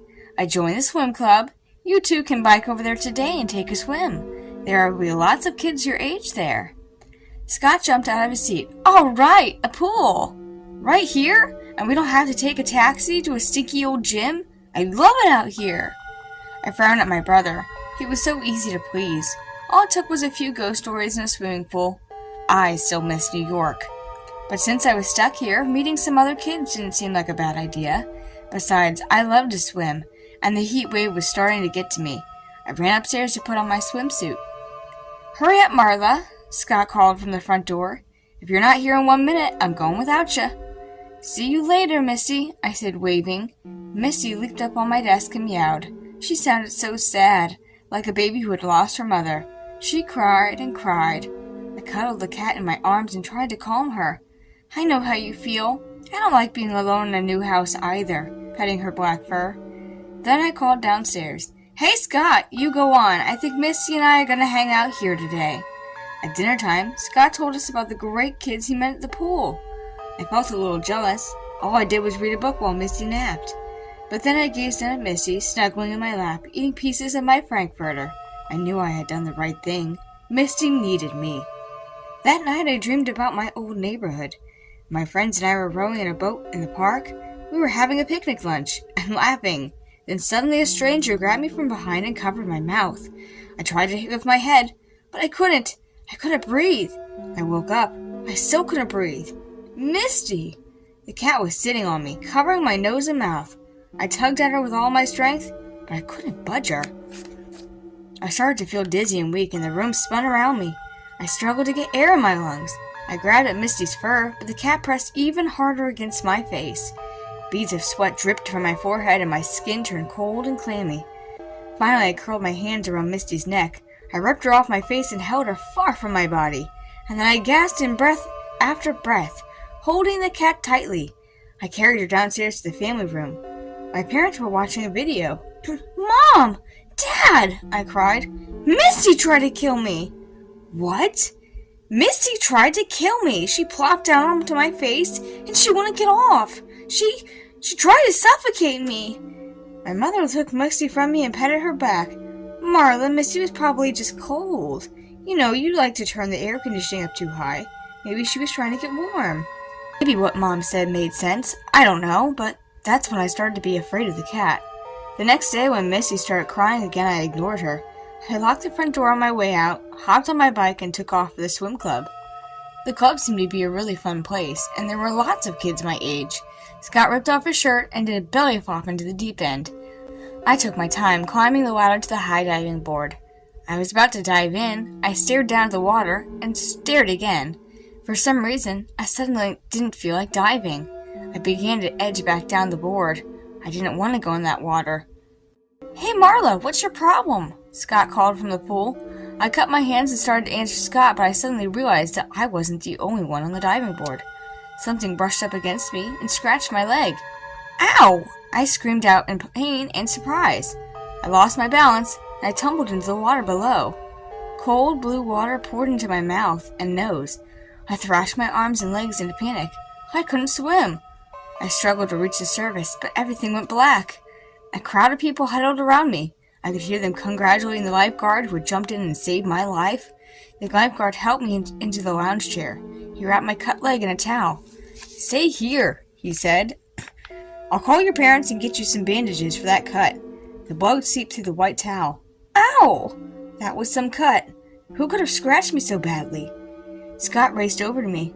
I thought he wanted to make sure I was okay. Instead, he dumped Misty into my lap. "Mom told you to leave this dumb cat at home," he said. "She followed you all the way up to the high dive." Mom and Dad showed up in minutes later and drove me home. "Marla, to celebrate the fact that you're all right, I've made your favorite meal." "Spaghetti and meatballs," Mom said. I felt queasy. I really craved something else. Mom," I said, "do you have any of that tuna casserole left? And how about a big glass of milk?" That shocked my parents. "Are you sure you're okay?" Mom asked. I It's not like you're going to give up your favorite dinner, especially for leftovers. I had a restless night. I kept hearing whispers, soft, breathless whispers. Then the whispers became a creepy chant. 9 lives, 9 lives. I will have thy body before I lived my 9. Thy life is mine, and mine is thine. My eyes darted around the room. No one there. No one except Misty. Was I going nuts?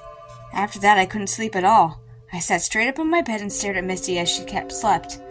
Had she really spoken? The next day at swim club, I stayed as far as I could from the water. Instead, I joined the volleyball game on the back lawn. I'm not really great at volleyball, but I managed to spike a ball hard enough to earn my team a winning point. After the game, Sarah and Melissa, 2 girls from my team, asked me to go to the snack bar for ice cream. You're a pretty good player, Sarah said. She twirled her ponytail around her fingers. We've got a volleyball team at school. You should join. What grade are you going into? 6th, I replied shyly. Oh, I thought you were older. We're in junior high, Melissa said. A mouse, Sarah cried. She jumped onto a wooden picnic table. I saw the little gray creature scurry by, and Melissa leaped up to join Sarah. I didn't join them. I crouched down on the ground and pounced on it. Gotcha, I cried. I picked up the wiggling mouse by the tail and held it up. Melissa and Sarah stared at me in horror. Yuck, Sarah cried. That's so gross. Get that thing away from me. Ew, Melissa turned her head away from me. Marla, why did you do that? The mouse thrashed around in my hand and I tossed it into the nearby bushes. Why did I do that? I asked myself. I hate mice. Any other day I'd have been up there on the table with Melissa and Sarah. Instead, I acted really stupid in front of the 2 junior high girls. I acted like a real jerk. I acted absolutely cat-like. Thy life is mine, and mine is thine. It was all becoming clear to me. Now I knew why I was afraid of the water, why I had sudden cravings for tuna casserole, and why I found it so easy to pounce on a mouse. Misty had just about taken over my mind, and little by little she was taking over my body. I'll have thy body before I have lived my 9. Misty didn't want to share a body with me. She wanted my body all to herself. I needed a plan. I had to fight back. I had to get rid of Misty before she got rid of me. I raced home and grabbed Misty by the collar. We're going for a little ride, I said, trying not to frighten her, and I placed Misty in the basket in front of my bike and pedaled off to the local animal shelter in town. Don't worry, miss, the man at the shelter said. We're sure to find a nice home for a pretty cat like this. I watched as he tied a name tag around Misty's neck and placed her in a large cage with the other cats, and then I biked home. For the first time in days, I felt relaxed, happy. What a relief. I had done it. I had gotten rid of Misty and saved my life. I parked my bike on the side of a garage, and I glanced toward the house and gasped. A black cat with deep green eyes stood on the porch. No, I told myself. It can't be Misty. It just can't. I locked Misty up in the shelter a mile away. My legs trembled as I walked over to the porch. I lifted the tag on the cat's neck and read it. Misty. It was Misty. But how did she get home? How? I feared going to sleep that night. What would Misty do to me? I lay there staring in the darkness, and then I heard the same horrifying, breathless voice whispering ever so softly in my ear. 9 lives, 9 lives. I will have thy body before I've lived my 9. Thy life is mine, and mine is thine. That was enough to keep me awake for a long, long time. Just before dawn, I shoved Misty into her cat carrier and sneaked out of the house. The carrier had a heavy lock. It could be opened from only the outside with a key. No way Misty could escape this time, I told myself. I strapped the carrier to my handlebars and rode through the gray morning to the bus station. The time had come for Misty to take a trip across the country. We reached the station about half an hour before the bus was scheduled to leave. I watched the morning sun coming up over the little town, and suddenly I felt so thirsty I set the cat carrier down on the sidewalk and hurried to the soda machine. I had just dropped 2 quarters into the machine when I heard a deafening screech. The screech of brakes. A shrill cry. I spun around in time to see the big red truck squeal to a stop. The driver leaped out of the cab. His face was bright red. Was that your cat? He called to me. I ran over to him, my heart pounding. I didn't see her until it was too late, the truck driver told me. I'm so sorry, really. Why'd you let her walk in the street? I opened my mouth to reply, but no words came out. How had Misty escaped from the carrier? How had she broken the lock and climbed out of the cage? I didn't really care. Misty was dead. Dead and gone. And I wasn't exactly sorry. That night, I slept soundly, peacefully for the first time in days. I pulled the covers up high and snuggled my head under my soft pillow. I'm sure I had a smile on my face as I drifted to sleep. The smile faded when I heard the whispers. I sat up to a shiver and listened to the soft chant of the words. 8 lives left. I will have thy body before I've lived my 9. Thy life is mine, and mine is thine. The end. Tonight we're hitting up the next story in our storybook, Shell Shocker. Oh no you don't, Tara.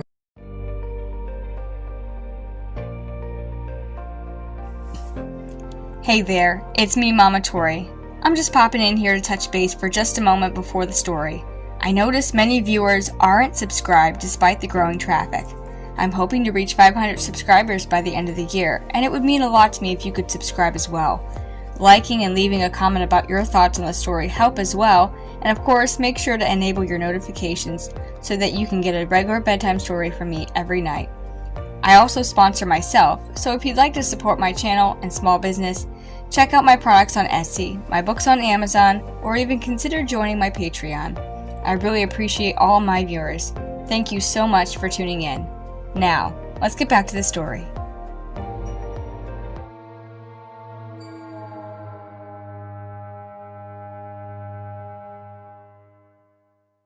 Bennett yelled to her 8-year-old brother, Tommy.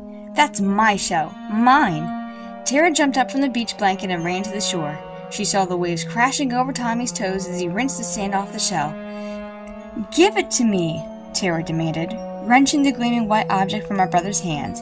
It's from my shell collection, she sneered. The biggest and best shell collection in the world. No fair, Tara. I saw it first. No fair, Tara mimicked. She narrowed her blue eyes. You're a baby. Tara held the seashells up to the light and admired its smooth curves and pointed spiral. It sparkled like a jewel in the afternoon sun. It's the most perfect shell in the world, she announced. Everybody's going to be jealous when they see it. She closed her eyes and pictured herself back at school, winning the 7th grade science fair with her new shell. All the kids in my class will be green with envy, Tara thought happily. Can I hold it? Tommy asked softly. No way, Tara snapped. You can't even look at it without my permission. Clutching the shell tightly, she turned and marched across the beach, far away from her annoying little brother. Then she flopped down on the sand to examine her newest treasure. It's beautiful, she gasped, turning the shell back and forth in her hands. And it's mine, not Tommy's, mine. Whenever Tommy found a shell, he pressed it to his ear. He could hear the roar of the ocean inside still. Tommy is such a jerk, Tara thought. She turned the shell over and over in her hand. Everyone knows you can't really hear the ocean inside a shell. Just the same, Tara held the white shell up to her ear. Oh, gross, Tara cried. A clump of wet seaweed slid down her cheek. She wiped the green slime away, and then she placed the shell against her ear again and listened. Help me! A tiny voice called from inside. Tara screamed and dropped the shell. Who said that? She stammered, gazing down into the shell. Then she jerked her head up, expecting to see Tommy laughing at her. But no one stood there. Tara sat alone. She jumped up and backed away from the shell, and she stared suspiciously down at it. Was it you? She whispered. Did you talk? Don't be silly, Tara, she told herself. Shells can't talk. Creeping forward, she kicked the shell gently with her toe, and it rode across the sand, and then stopped. Help me! The voice cried louder this time, and Tara screamed again. She began to shiver under the rays of the hot summer sun. She wrapped her arms tightly around herself, and then she took a deep, steadying breath. Who's in there? She demanded. I'm trapped, the tiny voice wailed. Help me! Tara gasped. I can't believe it, she cried out. The shell is talking.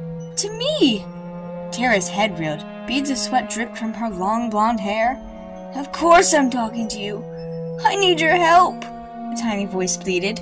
I'm a prisoner. Please, pick me up. Tara didn't know what to do. She inched closer to the shell and she leaned over and peeked inside. It appeared to be empty. I have to find out where that voice is coming from, Tara thought. I just have to. Tara carefully lifted the shell from the sand. How can I help you? Tara asked. Her voice trembled. Take me to the cave. To help me escape, please. Trust me, the voice begged. Trust you? Tara asked breathlessly. I can't even see you. Come to the cave to help me escape. Then you'll understand. Then you'll see me. Tara hesitated. A talking shell, she thought. What an opportunity. She grasped the shell in her hands and smirked. Why would I help you escape? She asked. You're the world's first talking shell. I can make a fortune with you. I'll be rich and famous. People will pay a lot of money to hear a seashell talk. Tara's mind raced with all the possibilities. Maybe she would star in her own TV show. Tara and her amazing talking shell. But Tara, I will talk to you only when you're alone, so no one will believe you, the voice replied. But listen to me. There's something inside the cave that will really make you rich and famous. What is it? Tara demanded, shaking the shell. Tell me. It's the biggest seashell in the world, the voice told her. The biggest seashell in the world? Tara pretended not to care. Oh, really? She muttered. The biggest shell in the world. Where is this cave? I'll show you, the voice answered. Just walk along the shoreline to the north end of the beach. I'll show you where it is. I promise. Tara bubbled with excitement. I'll be the most famous shell collector in the world, she thought. I'll be Tara, the Shell Queen. Okay, she agreed. I'll do it. I'll take you to the cave. Yes, the voice hissed. Tara took a small step across the sand. What about my mom and dad? She asked. I should tell them where I'm going. She gazed across the crowded beach, and she spotted her mother and father sprawled out under their neon pink beach umbrella. Mom turned the pages of a book, and Dad slept. Don't worry. They won't even notice you're gone, the voice urged. Let's go. Tara turned toward the north end of the beach, and the sun cast an eerie glow over the towering sand dunes. The ocean waves hammered the shore. Maybe I'll bring Mom with me. There's no lifeguard over there, she muttered. A loud screech echoed inside of the shell. Help me! The voice screamed out. Help me now! Okay, Tara snapped. I'll help you, but remember your promise. The biggest shell in the world belongs to me. Clasping the seashell in her hands, Tara stomped across the beach.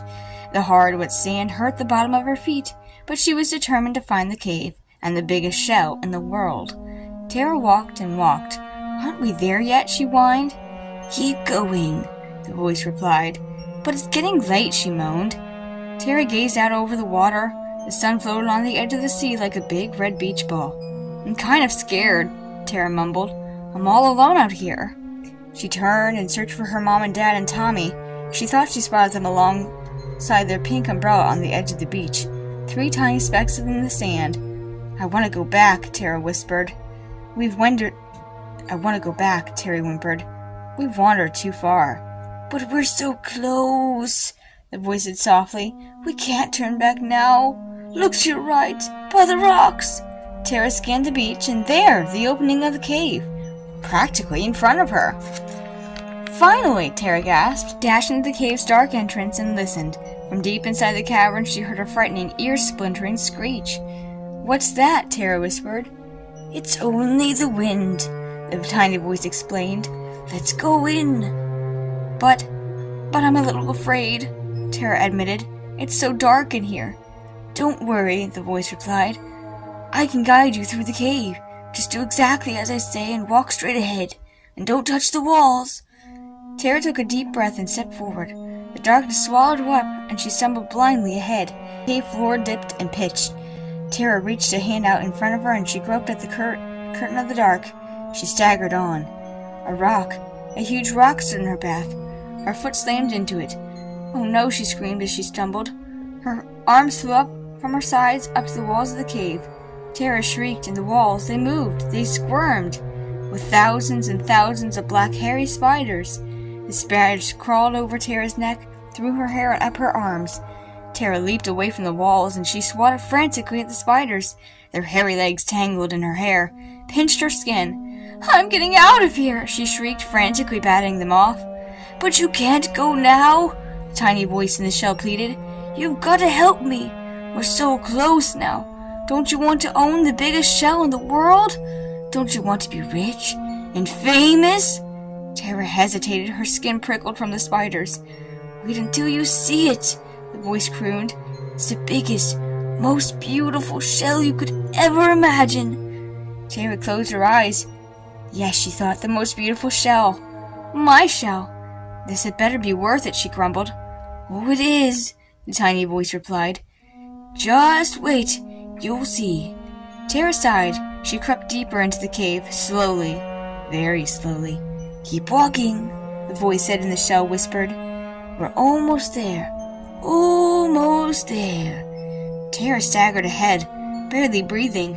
No turning back now, she thought to herself. She had to find this huge shell. She had to have it. Crunch, crunch, crunch. Something cracked beneath Tara's feet. "What's that?" she asked nervously. "What am I walking on?" "Nothing to worry about," the voice in the shell answered.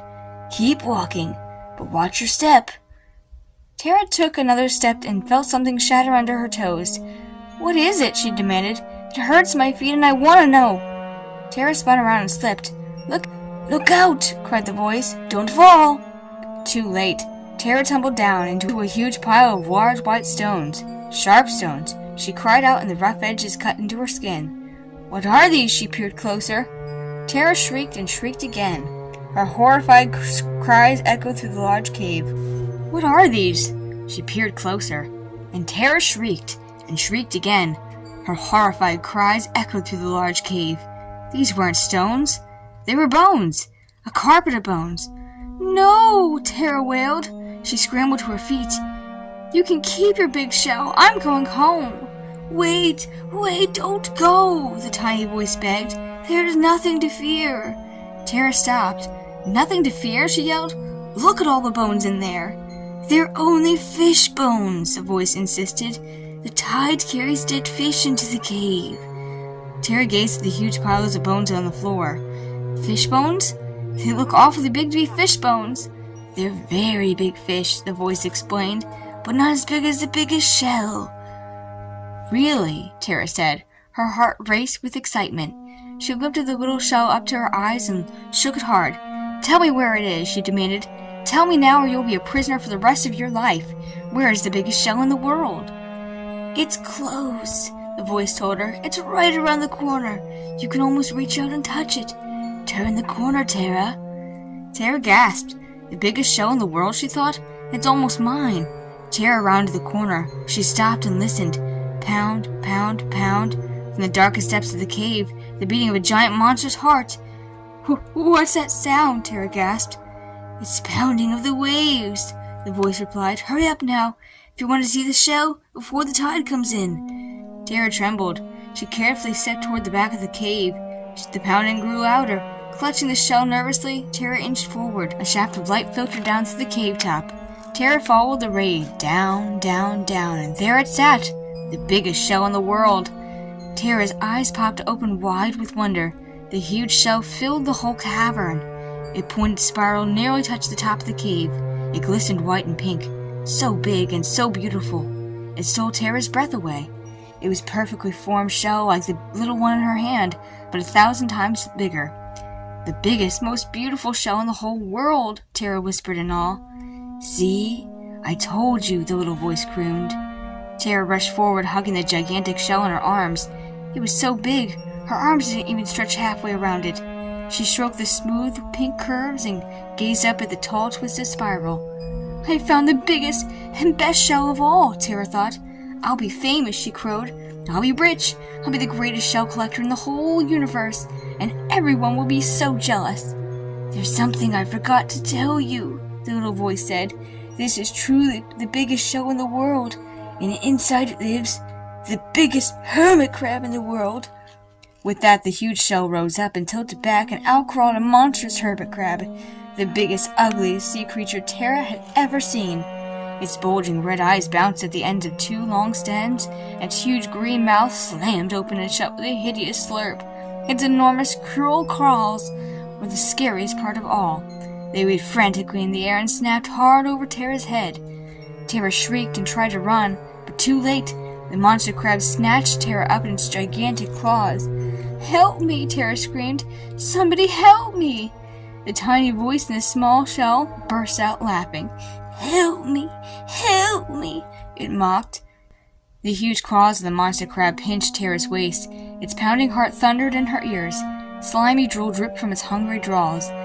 Tara dropped the small shell to the ground and it rolled across the cave and stopped. A tiny hermit crab popped out. "Look, Mummy, look!" the tiny voice screeched. "I caught another one!" Tara screamed and the gigantic claws snapped shut around her. The end. Tonight we're going to dive into poison ivy. What kind of a name for a camp is Wilbur? I still can't believe my parents sent me here. Matt, they said, you'll love it. Well, I've got news for them. I don't love it. I don't even like it. I've never been to a sleepaway camp before. I'm a city kid. Why would I want to sleep away? I like hanging out with my friends all summer. Rollerblading up and down the sidewalks, hanging out at the playground, going to the movies. I like the city. How am I supposed to get used to all this fresh air? Oh well, I have 4 weeks to get used to it. Here I am in a tiny cabin, not even any screens on the window. I've got 3 bunkmates. Vinny and Mike aren't bad. They're 12, like me. Brad is the problem. He arrived on the first day with 3 trunks, all filled with perfectly ironed clothes, name tags sewn on every one of them. Brad had blonde hair pulled back into a ponytail down to his collar. He has blue eyes and about 1,000 teeth when he smiles. He's real preppy looking. As soon as he walks into the cabin, Vinny and I held our noses and cried out, "What's that smell?" "Yuck!" Mike sniffed several times and made a sour face. He turned to Brad. "What did you step in?" "It's probably my aftershave," Brad replied calmly. He began carefully unpacking his trunks. "Huh, do you shave?" I asked him. He shook his head. "No, I just like aftershave." "Smells like sour milk," Vinny whispered. I don't think Brad heard him. "It keeps my face fresh," Brad said, rubbing his smooth cheeks. "It comes in a spray can. Great stuff. You can borrow some if you like." I groaned and hurried out the door. How was I going to stand living with a skunk for a whole month? The cabins were on a low hill that overlooks the baseball field. I jogged down the hill, taking deep breaths, trying to forget that incredible odor. Some guys from the other cabins were starting a softball game. I asked if I could play too. The rules at Camp Wilbur are really loose. The place isn't organized at all. The rule is pretty much do whatever you want, just don't get into trouble. "You could play left field, Matt," a kid named David told me. He waved me to the outfield. "Anybody got a glove?" I called, trotting over to the grass. "You won't need it. No one here can hit that far," David joked. At least I think he was joking. "Matt, watch out for that poison ivy," a kid named Jonathan called. "Huh?" I glanced around. "What poison ivy?" It wasn't hard to find. I spotted a large patch of the stuff at the edge of the outfield. It was starting to grow over the path that led to the main lodge at the dining hall. 3 leaves. A plant with 3 leaves. That's how you identify poison ivy. Even a city kid like me knows that. I gazed at the square patch for a second, and then I stepped away from it and turned to the home plate. Just in time to see the first batter send a high fly ball sailing out to the left field. Leaping around the poison ivy patch, I raised my hands and got under it. "I've got it!" I called. But I didn't have it. The ball sailed over my head. By the time I chased it down, the batter had run the bases and was sitting in the grass, drinking a Coke. I told you, I hate camp. That night I was awakened by a loud scratching sound. I sat up in my bed and listened. Scratch, scratch, scratch. The mosquitoes are doing push-ups, I decided. I settled back onto my pillow, but the sound repeated. Scratching, stretching, a dry rustling from outside. It wouldn't let me go back to sleep. I climbed out of bed and crossed the cabin to the window. My 3 bunkmates didn't even stir. I peered out at the purple night. The trees were tall, black shadows against the clouded sky. Nothing moved, and the leaves didn't even rustle. Something else was making the sound. Scratch, scratch, stretch. I was wide awake now, and I decided to check it out. Silently, I pulled on my high tops and crept out into the night. I glanced up and down the hill. Totally dark. Not even any lights in the counselors' cabins at the top. No moon, no stars, no breeze. I turned and followed the sound down the hill.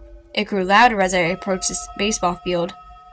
Scratch, scratch, stretch. I pictured giant snakes as long as trains stretching across the grass. What would be making that weird sound? I stepped on the outfield and the grass was wet from the heavy dew. My sneakers slipped and slid. What am I doing out here? I asked myself. Has all this fresh air warped my brain? And then the clouds slowly pulled away from the moon, and as pale white light washed over the ground, I saw the creature. Its head bobbed on its slender shoulders, its hands shook on either side of its skinny body, and it rose up and up. Oh my God! I let out a low moan as I realized I was staring at a plant, or rather, a whole bunch of plants, rising up together. I swallowed hard and started backing up. The poison ivy patch! It was alive! Alive! The 3 leaves formed a head and 2 hands. They bobbed as the plant stretched out on its vine, stretching over the baseball outfield. Scratch, scratch, stretch. I couldn't believe it. It was horrifying. Long tendrils reached out toward me, curling through the darkness, and I turned and ran. I slipped and fell in the dewy grass, but I scrambled to my feet and ran even faster. I burst into the bunks, the screen door slamming behind me. Hey! Vinny cried out sleepily. Poison ivy! I screamed. Run! Run! Huh? Vinny sat up, rubbing his eyes. What's up? Mike jumped down from his bunk. Matt, what is it? Brad groaned.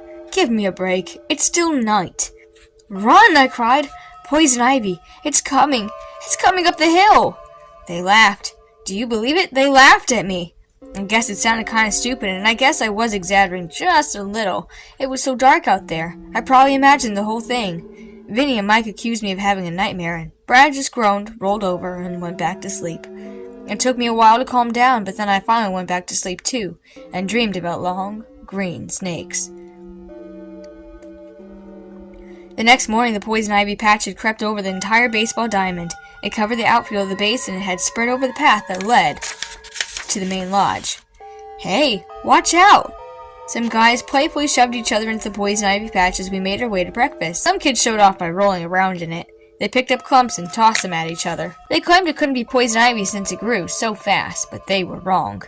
By that afternoon, about half the kids in camp had horrible red rashes all over. They scratched and moaned and groaned, and the camp nurse ran out of lotion by dinner time. That afternoon, the poison ivy had spread over the soccer field and the archery ground, and it climbed halfway up the hill to the cabins. Luckily, no one out in my cabin had touched the stuff. We sat at dinner at our table in the corner and watched the other kids scratch and complain and carry on. The sun was sinking down behind the trees when we finally came out of the dining hall. We saw Larry and Craig, 2 of the counselors, carrying weed whackers and weed poison. See you later, guys, Craig called. We're gonna knock out that poison ivy patch if it takes us all night. Craig and Larry slapped each other a high five, and I watched them make their way into the evening mist, heading towards the poison ivy, and we never saw them again. Late that night, all 4 of us in the cabin were awakened by a frightening scratching, stretching sounds. We hurried to the window and peered out. A thick fog had lowered over the hill. We couldn't see a thing. I shivered. The scratching sounds were really close. I wondered if I looked as scared as Vinny, Mike, and Brad. We went back to bed, but I don't think any of us could fall asleep. The next morning, I warily pulled myself out of bed, slipped into the t-shirt and shorts I had worn the day before, still yawning, and I crossed the cabin door, starting to push it open, and push harder and harder, but the door was stuck. Hey, what's up? Vinny called, yawning. I told him the problem. I can't get out of the door. Then climb out the window, he suggested. Good idea. I turned to the window. Oh no, I shrieked. I wondered why it was so dark this morning. The window was completely covered over, covered by a thick curtain of poison ivy. It climbed up here, I stammered, pointing. My 3 friends were on their feet now. We were all wide awake, staring at the heavy curtain of leaves that blocked out the light. The poison ivy must have grown over the door too, Vinny cried. As we stared in horror, the ivy started poking into the cracks of the cabin. Long tendrils uncoiled and reached in for us. Help! Somebody help! Brad shrieked. Come on, I cried. Let's all try for the door. Vinny, Mike, and I ran to the door and started to shove. We lowered our shoulders to the door and pushed with all of our might. Brad hung back, clinging to a wall, trembling in fright. I turned and saw the ivy tendrils reaching into the cabin. We pushed again, a desperate shove. Yes! The door budged!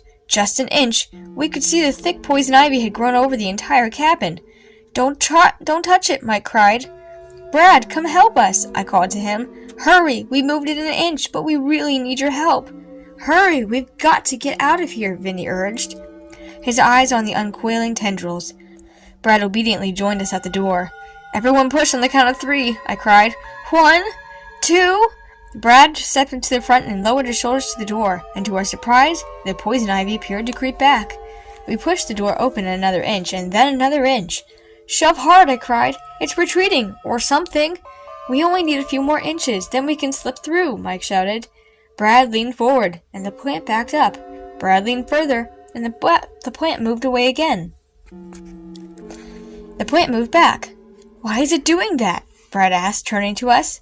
I think I know, I cried excitedly. It's your aftershave. The plant can't stand your aftershave. That's impossible, Brad cried.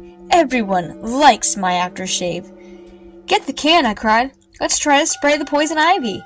Vinny quickly ran to the shelf over Brad's bed. He grabbed the can of aftershave and brought it to the door. Then he raised the can, aimed it at the thick poison ivy, and sprayed. Then the can went pshh, and nothing came out. It's empty, I shrieked. We're doomed! No, I have 12 more cans, Brad cried, but I don't want to waste them. Ignoring Brad's protest, we pulled the 12 cans from his trunk. I ran to the door, I raised the can, and I sprayed. The ivy slid back. I sprayed again. The ivy slid back some more. It works, I cried. The horrible smell of the aftershave makes it retreat. Come on, guys, let's get it. The 3 of us edged out the door, spraying the thick plant as we moved. Don't use it all up, Brad called, but his cry was nearly drowned out by the loud whoosh of the spraying cans. Back, we pushed the poison ivy. It had covered the whole camp, all the cabins, all the fields, and it even covered the dining hall. We had our work cut out for us, but we knew we could do it. We held our noses and sprayed, pushing the poison ivy back, watching it retreat with every smelly whiff. Finally, after hours of spraying, we backed the plant into the lake. Its tendrils rose up as if in surrender, and then the whole plant sank beneath the water with a loud whoosh. Yay!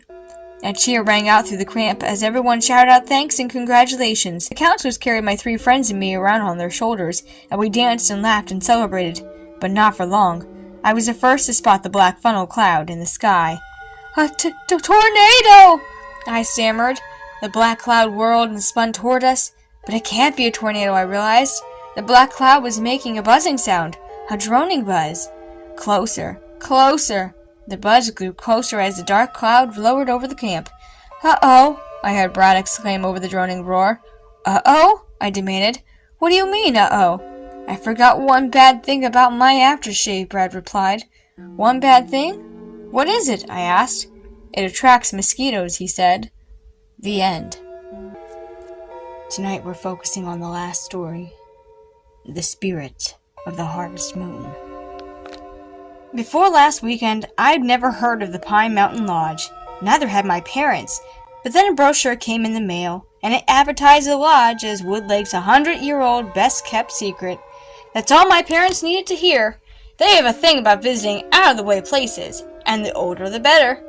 Oh, Jenny, Mom said to me, doesn't it sound perfect? We'll go in September, over the long holiday weekend. So here we are, at Pine Mountain Lodge, the only guests here. The whole place to ourselves, Dad exclaimed, as he carried in our luggage from the car. We'll be part of the family, Mom said, signing the register. She gave Mr. Bass, the owner of the lodge, her cheeriest smile. Mr. Bass grunted. He looked like Frankenstein without the green skin. His son Tyler, who was 12 like me, helped Dad carry our fishing poles. I nearly choked when I saw Tyler. He reminded me of a goldfish. He had light orange hair, bulging blue-gray eyes, and skin pulled so thin that you could see his veins right through it. So far, I had only glimpsed the back of Mrs. Bass. She sat like a sack of laundry in front of the TV. The only normal-looking one here was Bravo, the Bass's golden retriever. He nuzzled his warm nose in my hand. "You're a good boy, aren't you?" I said, reaching down to pet him. "Don't get too many guests here after August," Mr. Bass said gruffly. He handed Dad the room key. "Too cold." Dad grinned. "Well, that's how we like it." "Absolutely," Mom said. "We love the mountain air." Mr. Bass led us down a long, narrow hallway to our rooms. One dirty light bulb hanging from the ceiling cast a creepy yellow glow on the walls. "Well, here it is," Mr. Boss said as we approached the end of the hall. He opened the door to 2 connecting rooms. The first room had a knotty pine paneling, a rickety bed piled high with scratchy woolen blankets, and a worn braided rug on the floor. Across the room, next to a beat-up old dresser, I saw a smudged window. On the other side of the dresser stood a green door that led outside. Everything in the room smelled like a dirty gym socks. I walked through the first room to the second room and peeked inside. It looked exactly the same as the first. I wandered over to the green door and jerked it open and poked my head out. It was growing dark out, so I couldn't really see much, just a porch and beyond it, trees. Lots and lots of trees. "Time to close up now," Mr. Bass barked. I jumped. I hadn't seen him there. I ducked out of his way and he tugged the porch door shut, and then he locked it. Next he pulled a set of heavy woolen shutters across the front of my window and latched them securely on the top and bottom. "What are you doing?" I asked. "Locking up," he said. "Excuse me, Mr. Bass," I replied in my most polite voice. "I like to sleep with the window open." Mr. Bass stared hard at me. "Too cold at night to do that," he said flatly. "Don't want to catch a chill, do you?" "I guess not," I answered. I glanced into Mom and Dad's room. Their window was shut too. After Mr. Bass left, I unpacked my clothes. He was right. It was freezing up here. I climbed into bed wearing 2 pairs of socks, sweatpants, and a t-shirt with a sweatshirt over it. I pulled the blanket up to my chin and studied the room once again. No TV, just like Mom and Dad to find the one place on the planet without TV. I spent the next hour or so reading, called good night through the connecting door. "Sleep tight, Jenny," Mom called back. "See you in the morning." I guess I was pretty tired because I fell asleep right away, but I kept waking up. I couldn't find a really comfortable position. As I fluffed up the pillow for the 10th time that night, I heard a voice call out my name.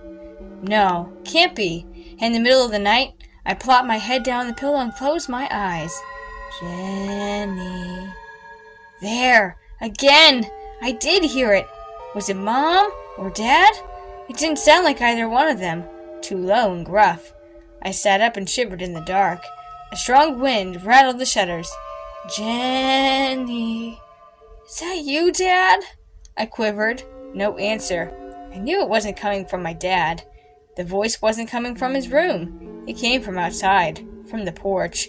"Jenny," it cried again. "It's cold out here." My heart hammered away. What should I do? I crept out of bed to the green door and I leaned my ear against it. "Who's there?" I croaked. No answer. I flew back to bed and yanked the covers up to my ears and waited.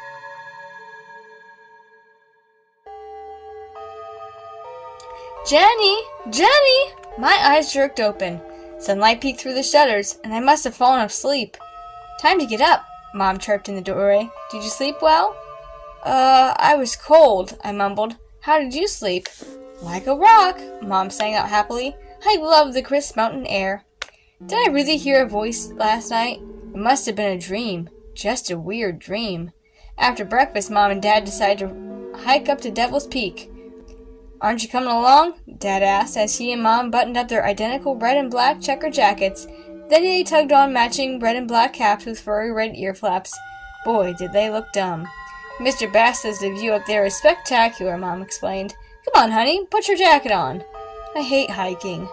Can I hang out with Tyler and, explore the woods around here?" "Well, okay," Mom replied, "but don't go too far. We won't be gone long." Tyler and I played a few games of horseshoes, and then he gave me a tour of the lodge while Bravo tagged along. The tour took 2 minutes. There was the lodge, and then there was the woods. Period. By now, things were getting pretty boring, and Tyler didn't talk much. We sat cross-legged on the porch, staring at each other. "So, Tyler," I began, "do you have any friends around here?" He stared at me with those bulging eyes. "Not really," he answered. "But I don't mind. I like playing alone." "Oh," I said. I kind of expected him to answer that way. And then I thought about the strange voice from last night. "Does anybody live near here?" I asked. "No," he replied. "The next house is a mile away." "Are you sure there's no one else around here?" I asked, because last night I thought I heard someone out there on the porch. Tyler's body stiffened. "Well, what do you mean?" I told him about the creepy voice calling my name. But I'm sure I dreamed the whole thing, I ended. Well, you didn't, Tyler said. What do you mean? I gasped. Tyler moved in close. There's something I should tell you, he whispered. I'm only telling you this for your own good, okay? I nodded. This lodge is haunted. The voice you heard was the spirit calling to you. The spirit? The spirit? I stammered. What kind of spirit? I reached out for Bravo and hugged him closer to me. Tyler's eyes narrowed. A long, long time ago, a Taurus hiked up Devil's Peak and never came down. I gulped loudly. They say, Tyler continued, that his spirit turned into a wandering mist, and the mist takes over a different body every year. Really? I croaked. Uh-huh, Tyler said. A different body every year, and at the end of every summer, during the harvest moon, it finds a new body. A warm body. That's why we lock the doors and shutters at night, to keep the spirit from coming inside. I swallowed hard. I knew we shouldn't have come here. I knew it. What exactly happens if the spirit comes inside?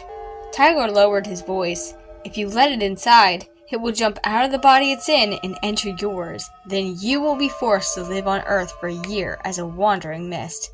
Well, that's ridiculous, I blurted. You're making this up. You're just trying to scare me. Jenny. I nearly jumped out of my skin. I turned to see Mom and Dad waving from the end of the trail. I was never so happy to see my parents, even in those dumb jackets. I ran to them, practically knocking them down. Mom! Dad! Hi, Jen! Dad smiled, his cheeks glowing rosy red from the crisp mountain air. Did you have fun? Sure, I answered. I'm glad you're back, though. And I meant it, too. That night I didn't look forward to bedtime, but I kept telling myself that Tyler was just trying to scare me. Nothing would happen. Tyler was just a creep who had no friends, and I could see why. After Mr. Bass came to close the shutters, I crawled into bed. I tried really hard to fall asleep, but I couldn't. I was so wide awake. I heard Dad snoring through the door. I hummed along with his snores and began to drift off. Jenny, it's cold outside. My eyes popped wide open. I instantly began to shake all over. The voice, it was real, not a dream. Jenny, it called louder. It's cold outside.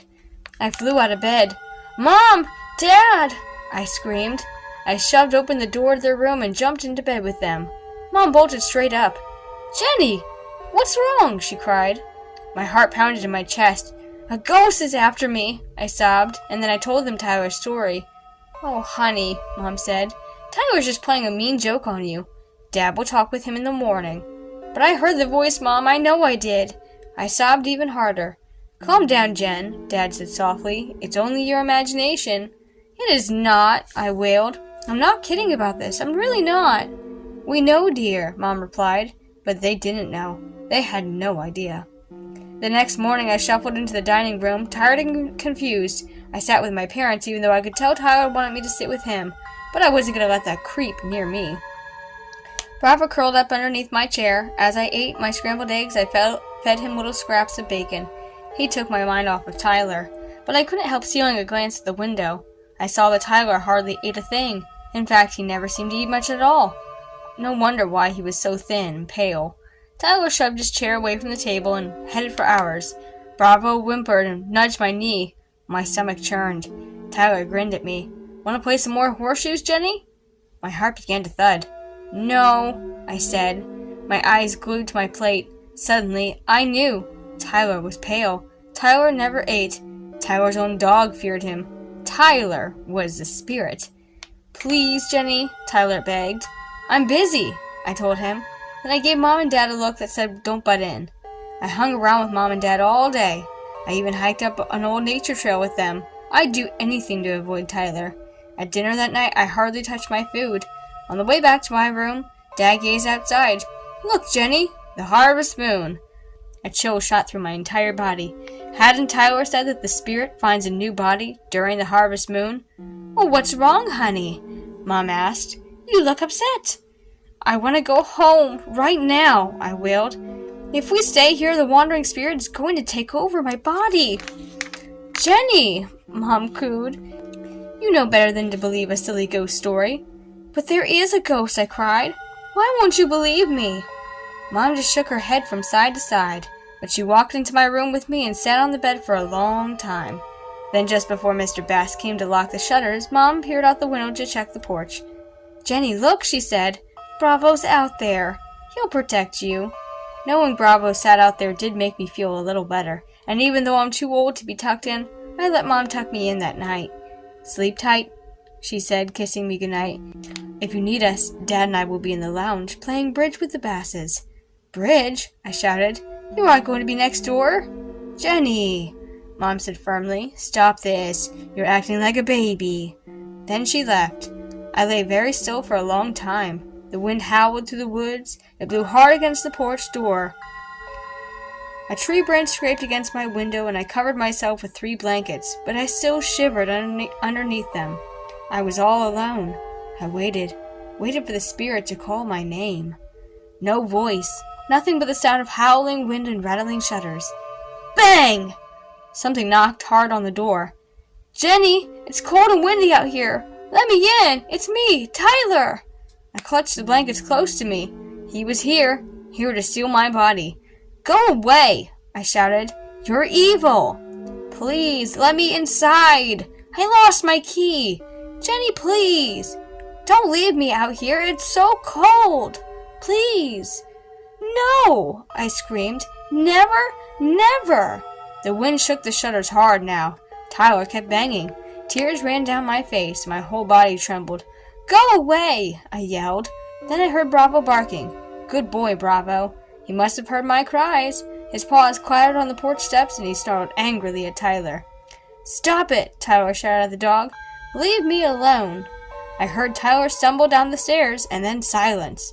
Bravo had chased Tyler away. The horror had passed, and I was safe. I let out a long, relieved sigh. Soft whimpering cut through the quiet. Bravo! I rushed to the green door and opened it, and Bravo trudged in. Bravo gazed up at me gratefully. His sad brown eyes stared up to meet mine. Thanks, Jenny, he said. It's cold outside. The end. Thank you so much for sticking with me until the end of this second book. If you'd like more spooky tales, stay with me. I have more spooky tales for you coming up soon, with special edition number 3, 4, and 5 of the Goosebumps series. I invite you to like, subscribe, and of course hit that bell notification for updates on when we have new bedtime stories uploaded. I really appreciate everybody sticking with me until the end. If you'd like to support me, I invite you now to look at the links below for my Etsy store and my Patreon with simple ways to support my growing YouTube channel.